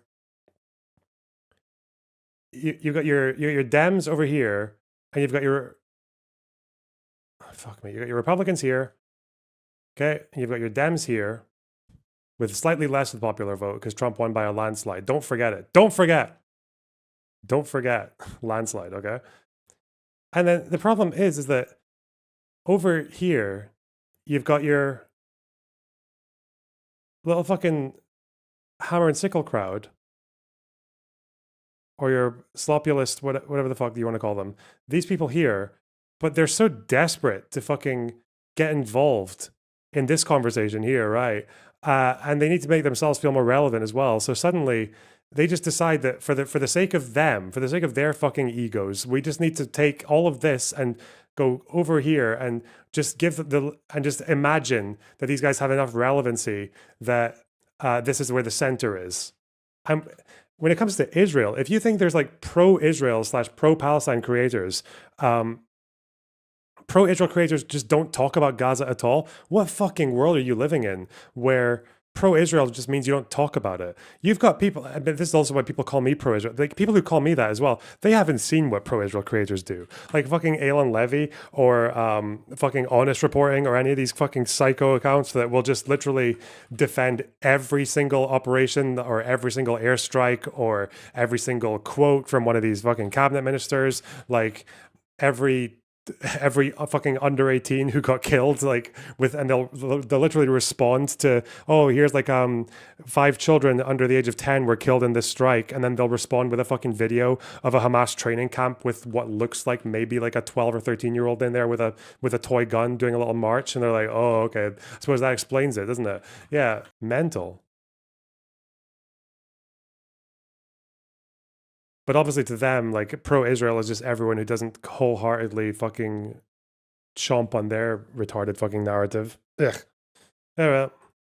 Pro-Israel. Yes, because a way that pro-Israel narratives have been shaped by the media is by not mentioning the genocide. So intentionally refusing to cover the genocide. That is so fucking horrible. Can I just assume that you're like pro every other dictatorship or atrocity or apartheid or war crime that you don't talk about? Like, oh God, man, like how many creators who call themselves pro-Palestine actually fucking love Assad then, because they never talk about that shit, or who are just conveniently quite quiet about the fact that Iran murdered like at least 7,000 of their own people for protesting over the space of less than 3 days. Obviously pro RSF, Taylor Lorenz. Yeah, you're never getting around that. Fuck me. She refuses, intentionally refuses. As it was this politically relevant topic. Is that what you were alleging? No, I'm just saying, like, if you look at the pro-Israel kind of creator landscape, there's a range of pro-Israel people. There's people that are straight up making content with the IDF. They're super overt about it. And then there are people that are a little bit more behind the scenes, people that are a little bit quieter about it. They might not be overt, but they're still by the way that you're suggesting that if somebody chooses not to discuss the genocide in Gaza, and like that makes them pro-Israel. I find that to be that's not what I said. That's exactly what you said. What I said is that some people what I said is that some people who are pro-Israel, they're the way that they sort of the way that their content manifests is that they are not as overt. So what they'll do is they'll try to tamp down discussion. They'll be sometimes deleting comments, a lot of times just intentionally ignoring the issue, or when they're asked, to interview a politician, especially this was a big issue in the lead up to the 2024 election. Well, they interview this politician and they won't just spend the entire time asking them if it's a genocide. It's a genocide. Should we double the funding? Should we make that perfect phone call that abolishes Israel and replaces it with a democratic state for everyone? Like, what are we talking about? You had people saying, like, sort of minimizing the issue, attempting to minimize it, attempting not to get people on the left to talk about it. Okay, and does that some creators qualify, in that or program. does that apply More like not attempting to get people to talk about it? to any creator that was mentioned in your article? Well, you'll have to go through and do an audit of all of their content, but it's certainly Well, isn't applied that to your people job? that were- Though? why You would made the Hutch do claim. that? Yeah, you said and that, we you said did that find the that group was primarily pro-Israel. Isn't it Yeah, your from the- job to go through their from the group that we saw, from the amount of creators that we saw, that was a common theme. But that wasn't necessarily a You didn't say a common theme. You said they were primarily pro-Israel. yeah, from the group of creators that we saw, that we were evaluating. So I'll ask again: was anybody that you mentioned in your article someone that you would say was pro-Israel? Well, you'll have to go look at the article and figure that out for yourself based on the creators. Wait, not all of the with creators. you. I don't understand. But we're not. Oh God. This is what I say to someone if I just think they're bad faith, I just want to annoy them. That's something if I think someone is just sea-lining me, I'll just do it back. I'll be like, oh yeah, go read all this and then come back to me. God, that's what that fucking mod of mine used to do. Fucking Sulfur. Jesus. She would just lose arguments and then just send people 90-page documents that she hadn't read and tell them to and they wouldn't even support the thing she was saying. Oh God. Yeah, just read this, you do the work and come back. There's a lot of creators that we spoke to for this article that we know are in Corus that weren't mentioned in the article. I'm just asking you if anyone in your article you consider to be pro-Israel. Well, I don't know. You'll have to, I really don't. I don't remember which creators that we named and didn't name off the top of our head, but I think you can just go and look at them and frankly ask the creators themselves. That's a great thing I to just do don't know why as you would well. say that 90 influencers were primarily pro-Israel, but you can't name a single No. We said person in your 90. We reporting. said the creators that we were able to suss out as being part of the program. So one thing that we asked is, weren't a couple of these creators literally kind of adamant that they were against the Democrats for supporting a genocide or whatever? Like, at least one said that, didn't they? Yeah, one said that. for them to publish a roster so that people could take a broader look. Maybe this is just a section, right? Maybe this is just a small section that So it certain could be people an take issue. unrepresentative section. Exactly. you're saying. It could be a totally unrepresentative section. They could But have what like, was the methodology to decipher whether they're pro-Israel? Was it mostly whether to like look at- their own statements or whether they had shown up in other influencer, like pro sort of Israel influencer efforts broadly. I mean, there are people also that I've talked to in this program that identify as Zionists privately and don't want to identify as a Zionist publicly. So I'm not trying to put specific creators on blast. You fucking kidding me? What? People who were on the program or people who were going to sign up to it but didn't, who were looking at contracts but gave it the interviews? Because I thought that's where a lot of her information came from. Okay. I actually don't think that being pro or anti-Israel was ever. She's letting a Zionist stay in the closet. She's letting a Mossad operative just kind of wander around without warning anyone about it. Damn. Yeah, that's what collaborators do, actually. If you do that in the West Bank, they'll call you a collaborator. They'll kill you. Fucking hell. Why would you let them do that? You knew this guy was special forces and you didn't do anything? What the fuck? You could have saved so many lives. Ever something that was necessarily something that would get you in or Yeah, out of. also, who is this Zionist who's afraid to tell the public that they're a Zionist, but they will confide in Taylor Lorenz? Well, whoa, who's that Zionist? Where are they? Okay. Chorus at all, but it clearly is a. That's useful to clear up. So yeah, as and you I sit said here, that there's I said that after the story went up too. Yeah. But in your go ahead, Hutch.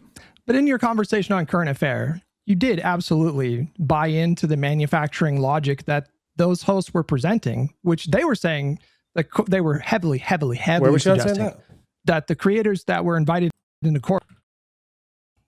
Go ahead, Hutch. But in your conversation on current affair, you did absolutely buy into the manufacturing logic that those hosts were presenting, which they were saying that they were heavily suggesting that the creators that were there should be some kind of rule about using names like and titles like this, because current affairs, I see their tweets from these guys. They are very partisan, like far left kind of populist shitters, but they have this name, current affairs, and this like logo and everything that looks really not only does it look a lot more like mainstream, I guess, and a lot more just like reliable than they actually are when you look at their content. It also just, the font and everything is like quite similar to Foreign Affairs, isn't it? Why are they? And Foreign Affairs is a regular, like a reputable mainstream source that's been around for ages. Why? This should not be allowed. What the fuck? You need more fireworks and like wrestling, like a picture of The Rock in the corner.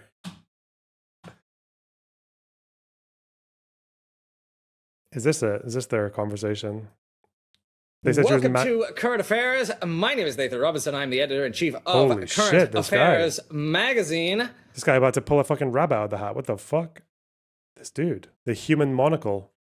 Let's see. Manufacturer. Oh, they said it. You know how media works, but behind the scenes, how the creator economy works is behind the scenes in progressive and democratic circles. There's a famous clip of Noam Chomsky talking to a BBC journalist, where the BBC journalist aggressively disputes Noam Chomsky's theory of manufacturing consent, and he says, you think I'm self-censoring, but I'm not self-censoring. And Chomsky replies with this wonderful reply where he says, I'm not saying you're self-censoring. I think you believe everything you're saying. I'm just saying if you believe something different, you wouldn't be sitting where you're sitting. You were selected basically for your opinions. How can you know that I'm self-censoring? How can you know that journalists are self-censoring? I'm sure you believe everything you're saying. But what I'm saying is if you believe something different, you wouldn't be sitting where you're sitting. So I'm sure that a lot got him. A lot of the creators who work with Good Influence, who work with Corus, would say, Corus has never... I don't know what the implication is there. The BBC has always had a fairly broad they've always had a pretty wide variety of opinions, like in their on their cast. Never told me, they've never dictated what I have to say, but the point is that if you said something different, you wouldn't be getting the money. And in Pacman's case specifically, if you look through his channel, it's almost all anti-Trump content, and I don't think there's hardly a word on Palestine. Well, if I could jump in there real quickly. I wanted to bring you in, John. Doesn't this also just reflect the fact that like voters had foreign policy as one of the only like 6% of American voters had foreign policy as their top issue? Isn't that maybe why? Maybe. You work there, so you have a little bit of personal knowledge of the fact that this is deliberate. It absolutely is. And also because these guys very clearly made sure that if you spoke about that issue with any sense of nuance or care or thought or like caution, then you would just get called a fucking genocidal pig, and these people would fucking hound you to the ends of the earth. Yeah, no wonder some people didn't want to talk about it who actually just wanted the Democrats to win. Why would you? Deliberate. I actually have an email from him after he visited the White House last year on the day of Joe Biden's State of the Union address. He was invited to a private, off-the-record meeting with Kamala Harris. Where is it and when several other... Apparently here they talk about manufacturing consent for genocide. Where's the... Wow, this is incredible. Such great insight. Imagine deciding actively to allow a genocide for view. Horrid. Okay, so something was maybe here. Who had challenged, Biden. Much less present in the public discourse around a certain type of person who isn't getting their news from actual journalists, but paid shills for the Democratic Party. I mean, I think it's like, you know, what to me, what's so insidious is you saw this strategy like emerge because it didn't just start, the denialism didn't just start with Gaza, right? We've seen them shut down progressive wings of the party before. Like we saw, and that's why I bring up like the COVID stuff and the Gaza stuff, or the COVID stuff and the climate stuff and some of the other criticisms from That's in their activists article, yeah. who had challenged, you know, Biden previously. It's like they didn't, it was just this complete like bad faith like attack and shutdown of criticism. And I think it's been really corrosive because like you said, it's not even just like the Gaza stuff, which is the most extreme example of this, right? This is a genocide. How on earth do you call yourself a political creator and not acknowledge it?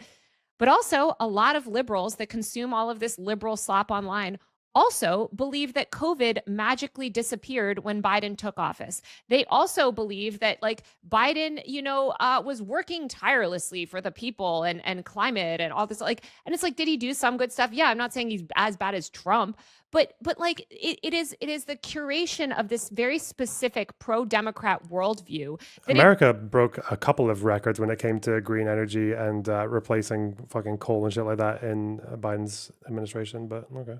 Ignores these real issues that are affecting working class people and the most marginalized people in society. And when creators who are among those marginalized people or affected by these policies or care deeply about them, like Elise Joshi, who's done amazing work, like they're shut down and excommunicated and left off, you know, the White House Christmas party invites. And I think that's important. It just reflects the broader problem of this party and their complete unwillingness to adopt popular policy positions, but engage with like the actual base of their policy and like the real working class people in this coalition. Yeah, to go off of that, like, I don't think that the purpose of like this cohort of creators is to strengthen the Democratic Party. Their role is to protect the Democratic establishment.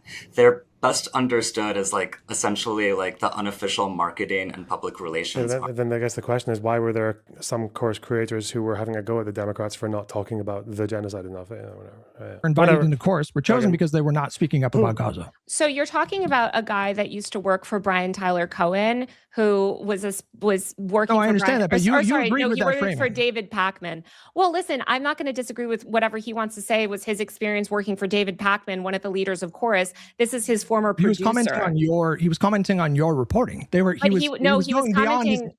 was going beyond his experience, and he was suggesting that Corus was choosing creators because they were not speaking up about Israel. He said that he was told when he worked for David Pakman that they were not supposed to be overt about the Israel stuff. No, and you can go back and listen to that and take issue with that. But he worked for David Pakman. I'm not going to argue with him working for David Pakman. Taylor, he was speaking about your reporting. They were in the context of his job, he worked for David Pakman. He was David Pakman's producer, so he would know better than anyone whether David Pakman, you know, what his boundaries were around issues related to Israel and what sort of content they wanted to put up.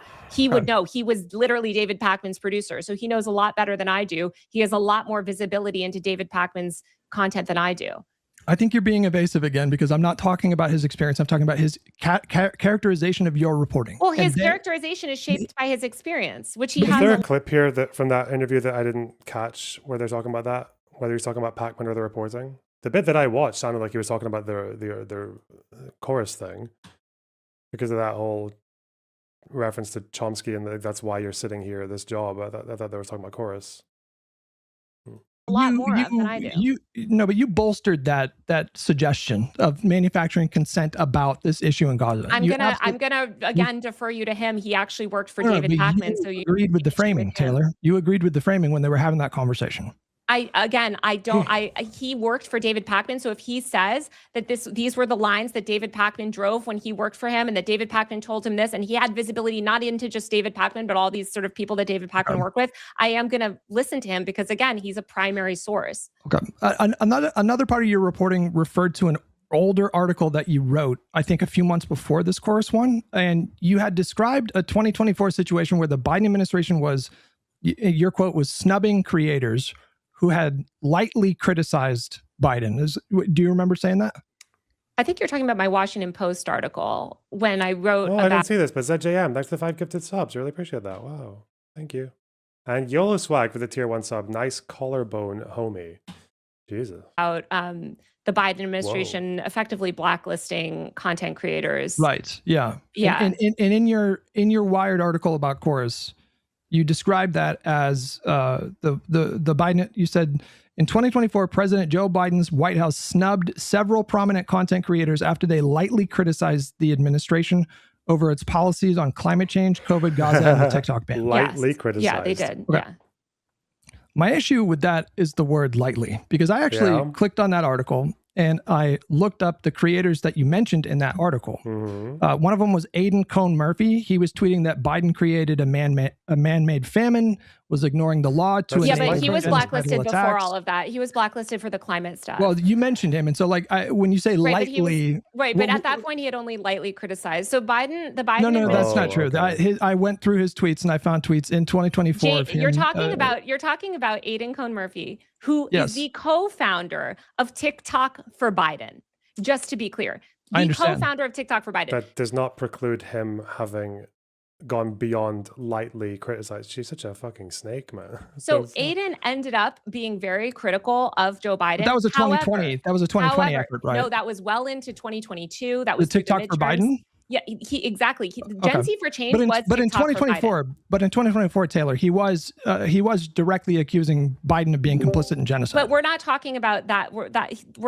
He's speaking, by the way, as a member of Gen Z for Change, and he's talking about the evolution of TikTok for Biden through Gen Z for Change. And part of the reason why TikTok for Biden became Gen Z for Change, and part of the reason just kind of, so now she's going to filibuster because Hutch caught her on the timeline, and she.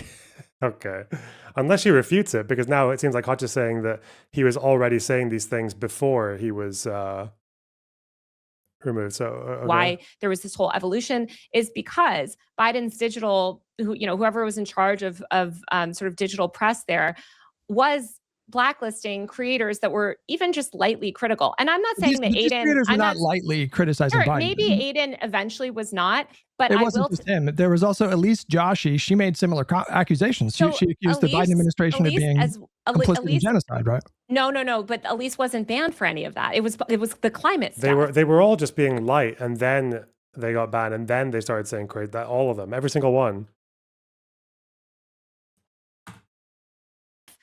This was the climate stuff and for COVID. So this is all back in 2022, 2023, even 2021, when Biden started to say, hey, COVID is over, everybody get back to work. A lot of disability justice activists, a lot of climate activists were like lightly being like, hey, well, what about this? What about these promises that you made, right? Okay. Khalil Green. In your Corus article, you do reference that several creators were snubbed for lightly criticizing him, and then when I click on the hyperlink, the creators that you did mention, they were not lightly criticizing. Well, Biden, because those are some of the people that we quoted as giving sort of expert commentary on that on that fracturing, which is again quoting Aidan, the founder of TikTok for Biden, talking about Gen Z for Change.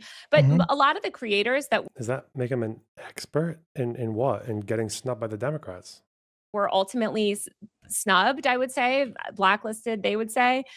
They certainly did not. In some cases, people from the digital team just didn't like that they were liking posts that were critical of the administration. Well, I read the article. I didn't read anything about that. I just read about. Well, I'm happy to elaborate. To zoom out, Taylor, I mean, I've got a bunch of exonerating information that I just didn't bother to put in the article. Here is not just did they or did they not lightly criticize? It's that if you read this paragraph, it seems to be that you're painting President Joe Biden and his administration as this snowflakey, like, oh, you can't even say the slightest bad thing. In reality, they were extremely the Biden administration, the way that they dealt with not just the sort of the creators, compared to Obama, not compared to Trump. Trump's even more crazy, but really, I would say compared to Obama, they were incredibly sensitive. And I think that sensitivity only grew throughout his presidency for so many reasons. Number one, he was older, and I think there was a lot more protectionism. They were less likely to let a lot of creators in. They were getting nervous about unfiltered press. This is also why they started to get very prickly with the actual journalists as well. And again, nothing compared to Trump. Like Trump kicked out all the reporters from the Pentagon and just gave us influence. So here we are. Let's see.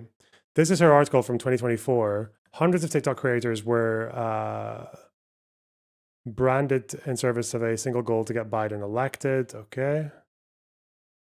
And then at some point they get, in 2024, she says, is when they got kicked out for light criticism.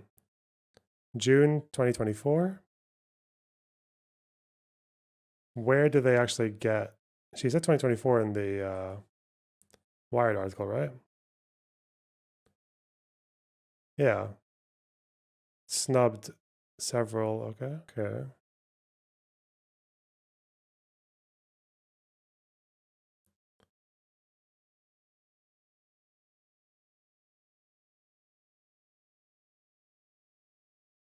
According to a recent poll by Morning Consult, 2/3 of Gen Z voters. TikTok ban. Smaller shares say they've been turned off by the handling of the war in Israel.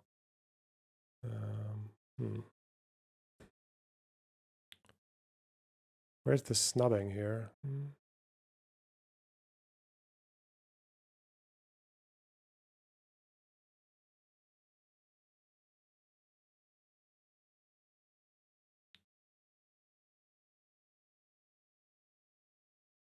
Oh, this was about influencer outreach and this what? So people who used to be okay, yeah, reaching out on behalf of the Biden-Harris campaign team in search of social media supporters, but I guess they snubbed some people who they otherwise wouldn't have, maybe in 2020. Okay. Who were the people they were referencing? Climate, and then they go to pandemic, and then finally they're outraged by the failure to negotiate an end to the Israeli military campaign in Gaza. Said she doesn't mind being left off guest lists for things like the White House Christmas party. Oh, so they're not being kicked out or something, right? They're not being further involved for 2024 stuff, even though they were in 2020. Okay. What were I don't see was it the Joshi guy? Elise Joshi? Gen Z for Change Executive Director. Content creator and climate activist.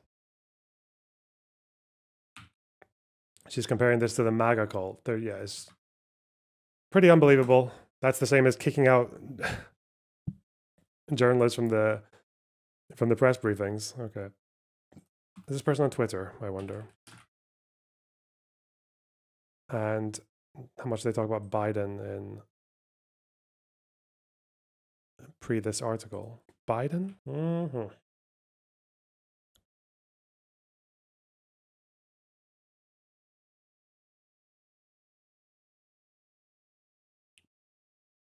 When was this article written? Was this mid 2024?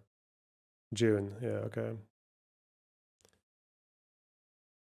And the snubbing, they mentioned that as well, right? Because they say that they put out a call in April, outreach emails. Okay.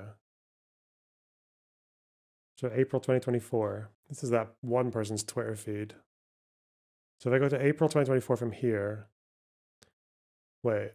So in April 2024 is when the White House puts out this call for creators, social media supporters, and they snub people who they hadn't in the past to be campaign partners.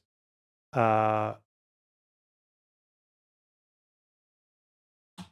April, this person was saying, Biden armed the genocide and attempts to ban the app where we educate each other on it. He means TikTok? Are you serious? Liquefied gas. Our tax dollars are funding genocide. On October 13th, they're retweeting Quds, the Hamas supporting news network. Okay. The ones who had an October 7th banner of the fucking paraglider. Do they still have it? Yeah, they do. Hey, there's a little paraglider. Hey, let's go. So this person was going a bit beyond light criticism of Biden in 2023. That's just one example. I don't know, dude. What's the issue? Like they don't want you to campaign for you because you wouldn't be a good campaigner for them, would you? Does this person think that they'd be a good campaigner for Biden against the Republicans when you're saying this shit on October 13th? You thought Quds was PIJ. No, Quds News Network is not really affiliated officially with either of them, as far as I know. I don't even know where they're based, but I just know they're pro Hamas and Islamic Jihad. That's what, yeah. You're thinking of Quds Today, whatever it is, fucking Al-Quds Al-Yum or whatever. Is that right? Yeah, Al-Quds Al-Yom TV. That's the local one that's affiliated. Not Quds News Network. They're, as far as I know, they might not even be in Gaza. Influencers. However, he was in. Dan the Fireman, $95. At this point, I think Pisco has some undiagnosed autism to deal with. I don't know what else it could be. I think you can't just see bad behavior, or like what I assume you're referring to as bad behavior, and just say it's autism. It's not really how it works. Come on, David. Thanks to tier 1 sub. Incredibly prickly, and still even compared to his prickly. team, compared to most of the other. Well, Taylor, I'm just going off of your reporting, and I did read both of these articles like multiple times. I tried my best to really take what you were saying at face value and approach it in good faith. And just in your reporting, the creators that you did cite, I think, went well beyond lightly. Eventually, but not when they were blacklisted. No, Eventually, in 2024. Khalil Green. I'm sorry, Khalil Green is not a radical. Like, I'm sorry, it's just not true. Like, these are not a lot of these people. A lot of these. No, I'm not people, calling them a radical. I'm okay, but I'm saying taking issue with your characterization of their criticism. Elise and Aiden eventually began criticizing him a lot more openly. However, neither of those started criticizing him very openly in 2024. No. Okay, but neither of them were doing that when they got blacklisted. And Khalil Green has never come out and been some sort of aggressive critic of the Biden administration. What was the timeline for when they got blacklisted? Do you remember when that happened? After between 2020 and 2024, it's sort of throughout that whole time period, because it was COVID, it was climate, it was Gaza eventually. It was student. The examples that you gave they were not light criticisms COVID, when I read COVID, this. So. Well, COVID, a lot of this was also them trying to do stuff behind the scenes. I mean, these were people that, and not just them, by the way, this was dozens of content creators had this experience, and journalists as well had this experience throughout the Biden administration. You can read about it in Alex Thompson's great book. The Biden administration was they became more and more intense about restricting access to the administration, restricting access to press, they for good reason. Now we know why, but it is a fact.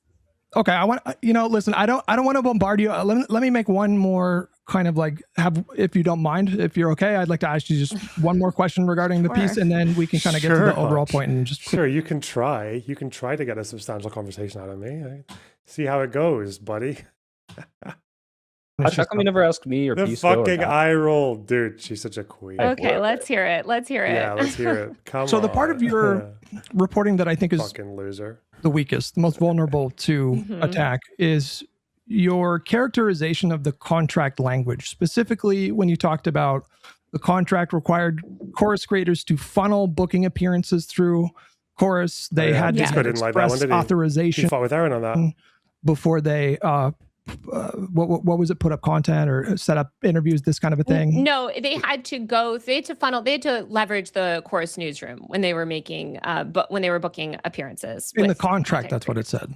Yeah. But that's not, well, we'll get to that in a minute. Yeah, and look, like certain people had certain aspects of the contract enforced against them. Certain people didn't have aspects of the contract enforced against them. And did you speak to any creators that were told that they had to funnel all their bookings through Corus? It's not a discussion. It's Hutch being stuck in a loop, unable to make a substantial point, embarrassing to all the other Live and Learn crew. No, it's Hutch trying to ask questions and Taylor giving like 3 different answers and Hutch asking for clarification, and then Taylor being like, "Oh God, are we still on this question?" Like that's more like what's happening, but it's okay. Some people are easily fooled, by manipulators. It's okay. I understand. We did speak to a creator who didn't sign the contract because of that. No, that's not what I asked.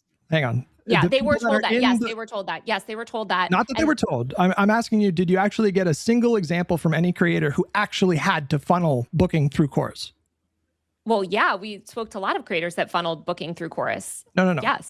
Hang on. I'm asking you, did you talk to anyone that told you that all of the bookings that they did had to go through Corus. We spoke to a creator who was told that all of the bookings that they had to do were, sorry, if they wanted to do bookings, it would have to be filtered through Corus. And so he chose not to take that. Just let me finish. Why don't you let me finish? You're not answering my question. Well, I am answering your question. You're not. I'm asking I you am. in practice, did you have a single example of a creator who told you that Corus in practice told them they had to funnel everything through Corus? Yes.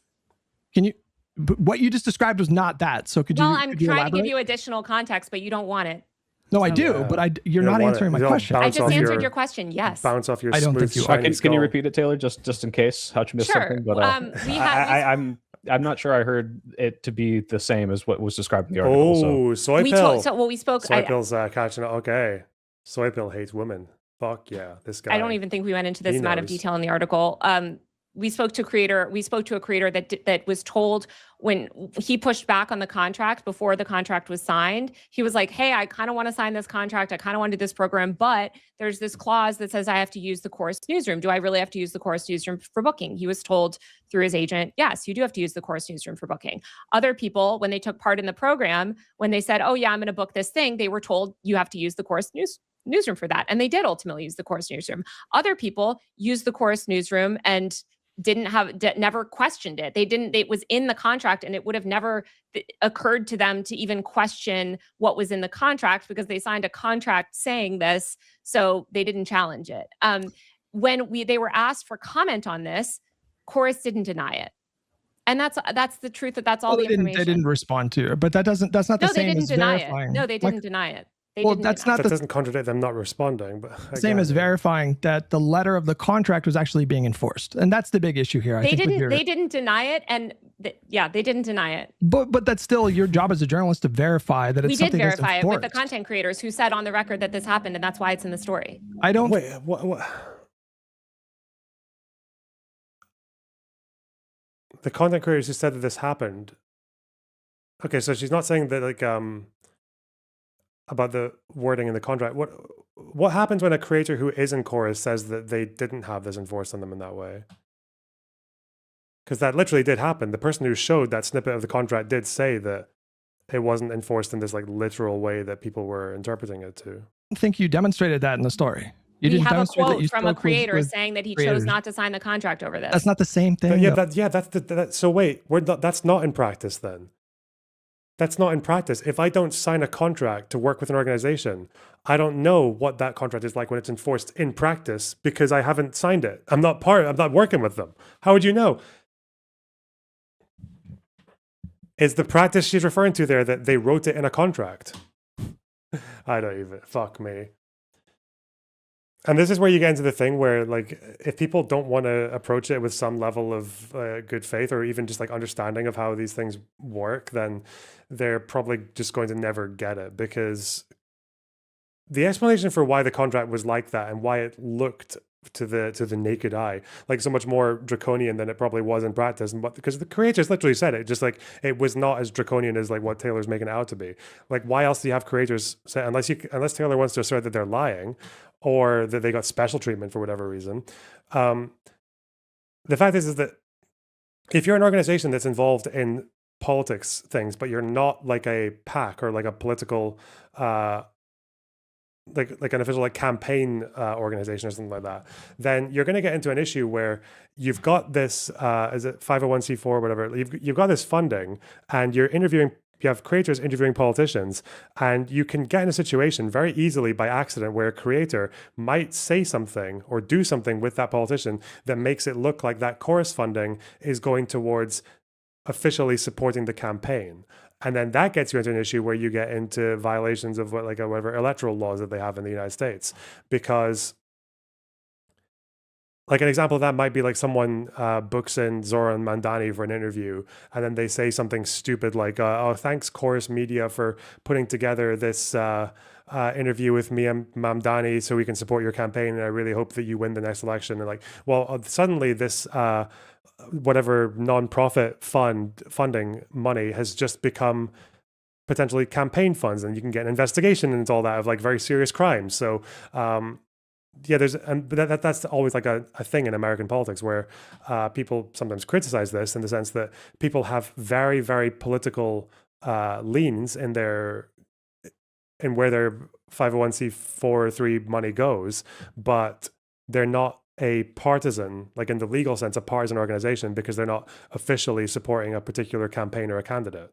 And those are different because there are much more stringent limits and do's and don'ts for the latter one. But because creators are quite stupid and quite loose with their tongues, then having something in there that would cover the organization, like Corus, from any kind of like mistakes or bad practice from the creators would make it look like they're covering everything, even if they don't enforce everything in that way. No, I feel like you're being quite yeah. So to be clear, like Taylor, there's a difference between a creator understood this contract to be I can't do anything unless I go through the newsroom, well, the contract and says they were not allowed to do it unless they went through the newsroom, and unless they clarify that because they did not comment, it's not really established. And the article portrays it as that is exactly how it was. The contract that is how, all evidence that we have shows that that's how it was. But you've got people you've got creators who have said otherwise, though. Well, did some people that maybe not have the contract enforced against them? Sure, I'm sure, because clearly they were only enforcing certain parts of the contract for certain people. Yes. So clearly, well, no, I mean, what is how would you know that? Because your evidence is people who didn't sign the contract. Evidence for that, by the way. Good question. Speaking to the content creators. The content creators who didn't sign the contract. Nothing about that was in your article that gave me the sense that they were giving preferential treatment and not enforcing it here. I and think enforcing it there. That was not in your article. Well, literally, I mean, you can see in the article certain people. Why do you think this article exists? Because the content creators were frustrated. They wanted to speak out about things. They felt like they weren't able because creators who didn't sign the contract didn't like what was in the to speak out. That's part of why they spoke. Well, the other thing was like the takedown clause. Like that sounds very restrictive, right? The way that your article describes that language is that, Corus reserved the right to like strike down any content. We quote directly from the contract. Yeah. I understand. The problem here, Taylor, is with all three of these things, the funneling, express authorization, takedown clauses, would this not be standard language in a contract for a 501c4? I've seen a lot of these contracts. I just wrote another story for Wired on another dark money influencer program, and none of this language has been in the other contracts that I've seen that are for similar programs. Okay, but you understand that, like, obviously, like a 501c4, they have to be in compliance with like the law, and to protect their status, they can't have a certain threshold of their operational kind of structure and funds and stuff going towards things like campaigns and elections and things like that. So in that context, I'm telling you, I write about dark money. Hang on, real quick. Could you not read this language as a company that is trying to protect itself, the status, and the creators themselves from violating the law? Well, the creators themselves often didn't agree with what was in the contract and were frustrated that they couldn't speak out, for instance, and disclose that they were in the program. There's nothing to do with the law. Well, that's in the contract, and that's exactly what we're talking about here, right? No, it's not, though. I'm talking about the funneling, express authorization, takedown clauses. All of these can be explained by a 501c4 trying to be compliant with the law. No, because I just wrote about another 501c4 that literally just ran another dark money campaign. In some cases, approached some of the same exact Corus influencers, and none of this was in that contract. So. But their lack of potentially standard 501c things is not, or is not evidence that this is. But I'm saying it's not standard. You guys are saying it's standard. I'm saying I have not seen it in other contracts. That doesn't mean that it doesn't exist in some contracts. Hutch, are you claiming it's standard? You're not claiming it's standard, are you?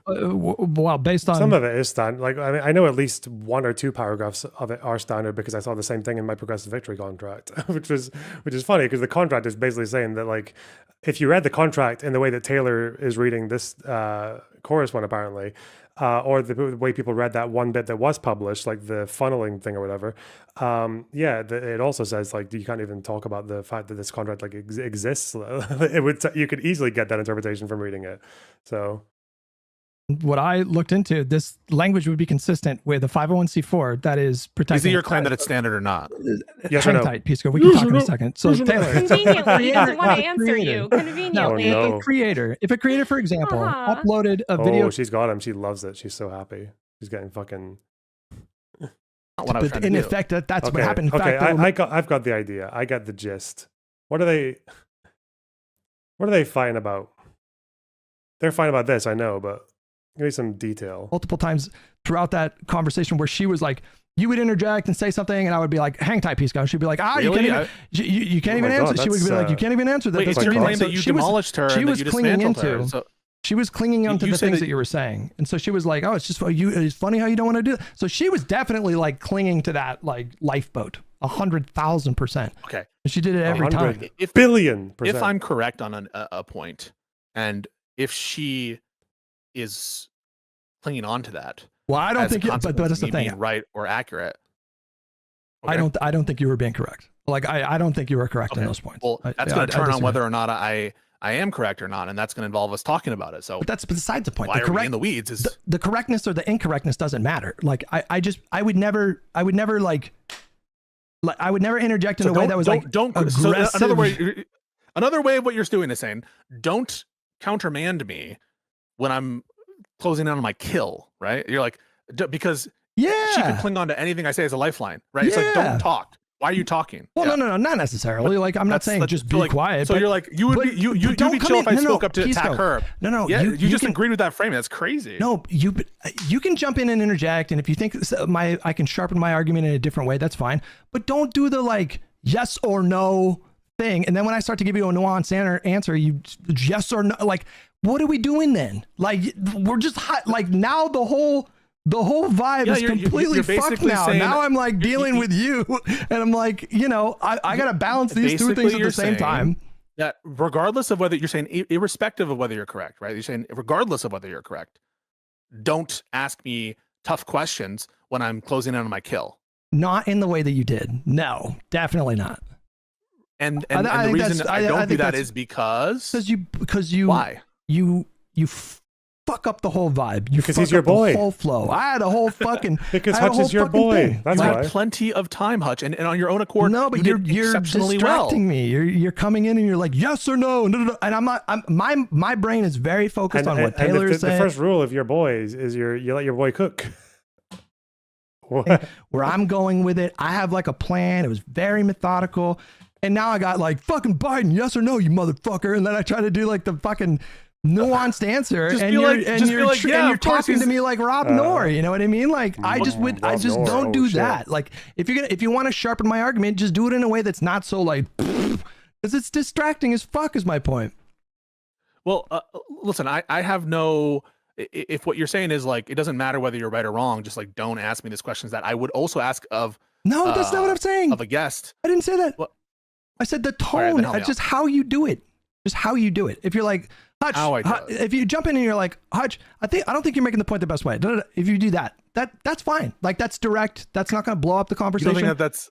But no, that's not what you did. You do like yes or no, Biden, did he do the thing? Yes No, or no? I'm not saying Da, that's da, what I did. I'm saying like, so you wouldn't have an issue with that. You wouldn't have an issue No. being like, it's just specifically like getting you to answer whether Joe Biden is or is not centrist on your own view in a way that by the way, the I thought it was whether Biden calls himself a centrist, wasn't it? point I do that is I think it's a quick way to show that, actually maybe this is like not as clear as I thought. Like maybe this is actually requires, like you said, nuance. And actually centrist can mean different things in different circles. And so But it's not literally as just easy to say that. be like, well, centrist progressive. No, I understand, right? Like that's what the question is meant to elicit. And you're saying I'm thrown by that question. That question throws me. So regardless of whether, whatever happens, the question threw me. Well, And so I didn't like the question because of the tone of it. when you're Right? having interactions with human beings, like the tone of the interaction is going to color what happens. And so when you do the yes or no, it's hostile. And so now I'm dealing with a hostile actor.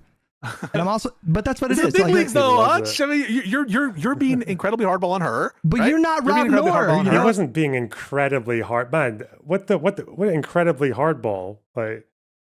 Like I'm incredibly hardball on people on my side and not on my side. I like you see me like when we're together, just us. You can be I do that direct. too. You can be man. direct without Hutch is being a like fucking overtly baldy teddy hostile. bear. Is the point? You can be direct without like fucking with the vibe and like fucking with the flow. You can just interject and be And like, fucking with Hutch, the vibe respectfully. means- If you would have literally would have just said, Hutch, respectfully, I don't think this is the best way to make the argument. Here's what I would say. But you're like, no, this is fucking stupid. Do Yes you or no? think the Yes or kind of no? question I asked of you? Wait. Do you think the kind of question I asked with you is like inconsistent with the kind of questions you were asking Taylor? I don't know what that means. It's consistent with. So the manner in which I approached you is very like the manner you approached Taylor. No, I was being no, like watch it back, bro. I was being kinder and calmer with her than you were with me. Yeah, You that's brought in true. a whole Yeah. new energy. That is you like I totally disagree with that characterization. Really? You Watch it were back. demanding. You were demanding. You saying you're being evasive. You're No. avoiding. That was after that. That was after You're that. not answering my question. That was that was after that. That was after that. I promise you. Wasn't Hutch's last question literally like, "Oh, we can ask this if you want us to"? I've got another question. If you're okay with me asking another, that was Hutch's last question, and then Taylor going like, "Well, yeah, I guess if you if you want, I mean, go ahead." Like, what are we talking about here? What the fuck? Captain Dan, thanks for the $5. Pisco crashes a car into him and tells him his feet were in the way. Oh God. I was so composed. I was so composed. She was the one that was flailing. I kept my shit calm and zen. I did that shit consciously. And then I have you coming in like, that is not how I perceived it. And so if that's the case, I'll rewatch it and see if I think that the manner in which I approached with you was inconsistent with the manner you approached Taylor. Thanks for the $5. Another tick mark in the does Pisco have a touch of the tism call it. Like, again, I'm autistic, okay? Autism is not like, this is not autism. Whatever it is, it's not autism. Stop. That was not how I understood it. Now, maybe it is. I could be wrong in terms of how I was remembering it. But you would say if I approached you in the manner that you were approaching Taylor, you wouldn't have a problem from a vibe perspective, right? If it's the case that we were approaching it from similar angles, you to Taylor, me to you. Ask that question again. There's a lot of moving parts here. So if it's the case, right? So assume it's the case that the manner in which you were asking in the form of the questions that you were asking Taylor is roughly similar to how I asked it of you. You wouldn't have a vibe-based reason to object to it, correct? Because it would be inconsistent. No, I think even it would then, be consistent with your vibe. I Why? mean, even then, I think following the vibe that you're setting you're for my our podcast guests, host. I should. You're like you were host. But you she's know what our I mean? Like, guest, Hutch. Like the usual form in terms of inviting people onto the guest is to treat the guest better than you treat the co-host. That's the usual form. I fucking did. What if the guest fucking hates you guys? Taylor is polite when she needs to be, but you realize that Taylor looks upon liberals with like vitriol and contempt. Okay. I was so calm with her. I was so like, I did not like. Didn't Swipehill like not long ago literally say that he thinks Hassan's an anti-Semite, and like obviously Hutch and IRI, if he was more vocal, obviously like she would not like him. At any point, did you hear, especially when at the point that you jumped in, was the tone that I was using with Taylor, was I doing stuff like yes or no, Taylor? Yes or no? Like I'm not sure if you use the term yes or no. No, I'm not sure if you said the words yes or no, Taylor. Yeah, maybe he's not really paying attention to the tonal side of that argument, like the boot camp instructor, yes or no. You were asking direct question. Whether you use the term yes or no can't be what this is turned on. Really? Is that really what's going to turn on? Is whether I said yes or no? It's not about the specific. Whether you did or didn't. It's not about the specific language. It is like Okay, very. maybe, I don't know if there's. What? Pointed and You were hostile. grilling her And Yes, hostile. like you did, right? Like you did to Not- Taylor. No, It was- no. And I'm not saying that that's wrong and inappropriate. No. You were more aggro with me than I was with her. 1,000%. Okay, but I'm asking you, if I was the same amount that you were to Taylor, you'd say it would still be bad, and it would still be bad because that's the guest and you're the co-host. And In so that case, I you think it should would be treat bad co-host because better than the guest. In that case, I think it would be bad because of that philosophical difference that we have. Because like, if I've established that someone is being bad faith, I'm not gonna jump in that way. Like if somebody is being bad faith, then quite frankly, they should be grilled. And like, I could have gone a lot harder than I did. I could have gone so much harder. You have heard me go like lose my composure in debates and like scream and yell and do all that stuff. You've seen me do that sometimes. I did not do that with her. I made a specific deliberate effort to not do that with her. But like, it just strains credulity for me to like, I don't understand the impulse like after someone who has established themselves to be not operating in good faith and being deceptive and being evasive and giving crazy answers, like to redirect that energy towards me and be like da da da da da, you know, like it is like That's very the same, distracting. Whenever there's a dispute, that's just how I always act, and that's how I always am. And it's I would take a consistent look at that. through- That's and- all I'm saying. I would change your take personality. a look at that. Okay, it's not the point that is being raised though is It's not a Ref top, that's the 199. Pisco is being obtuse on purpose and is gross. I just want to see like a single far left show where they do the same thing. You imagine if I went onto the Vanguard and like one of those guests started like piling on the other with me, dude, it would literally be like a fucking cardinal sin. It would be a friendship breaker. But I guess that's part of being liberal, I suppose. It's like you celebrate difference and disagreement more so than other types. Subscribe, you fucking assholes. I mean, sorry.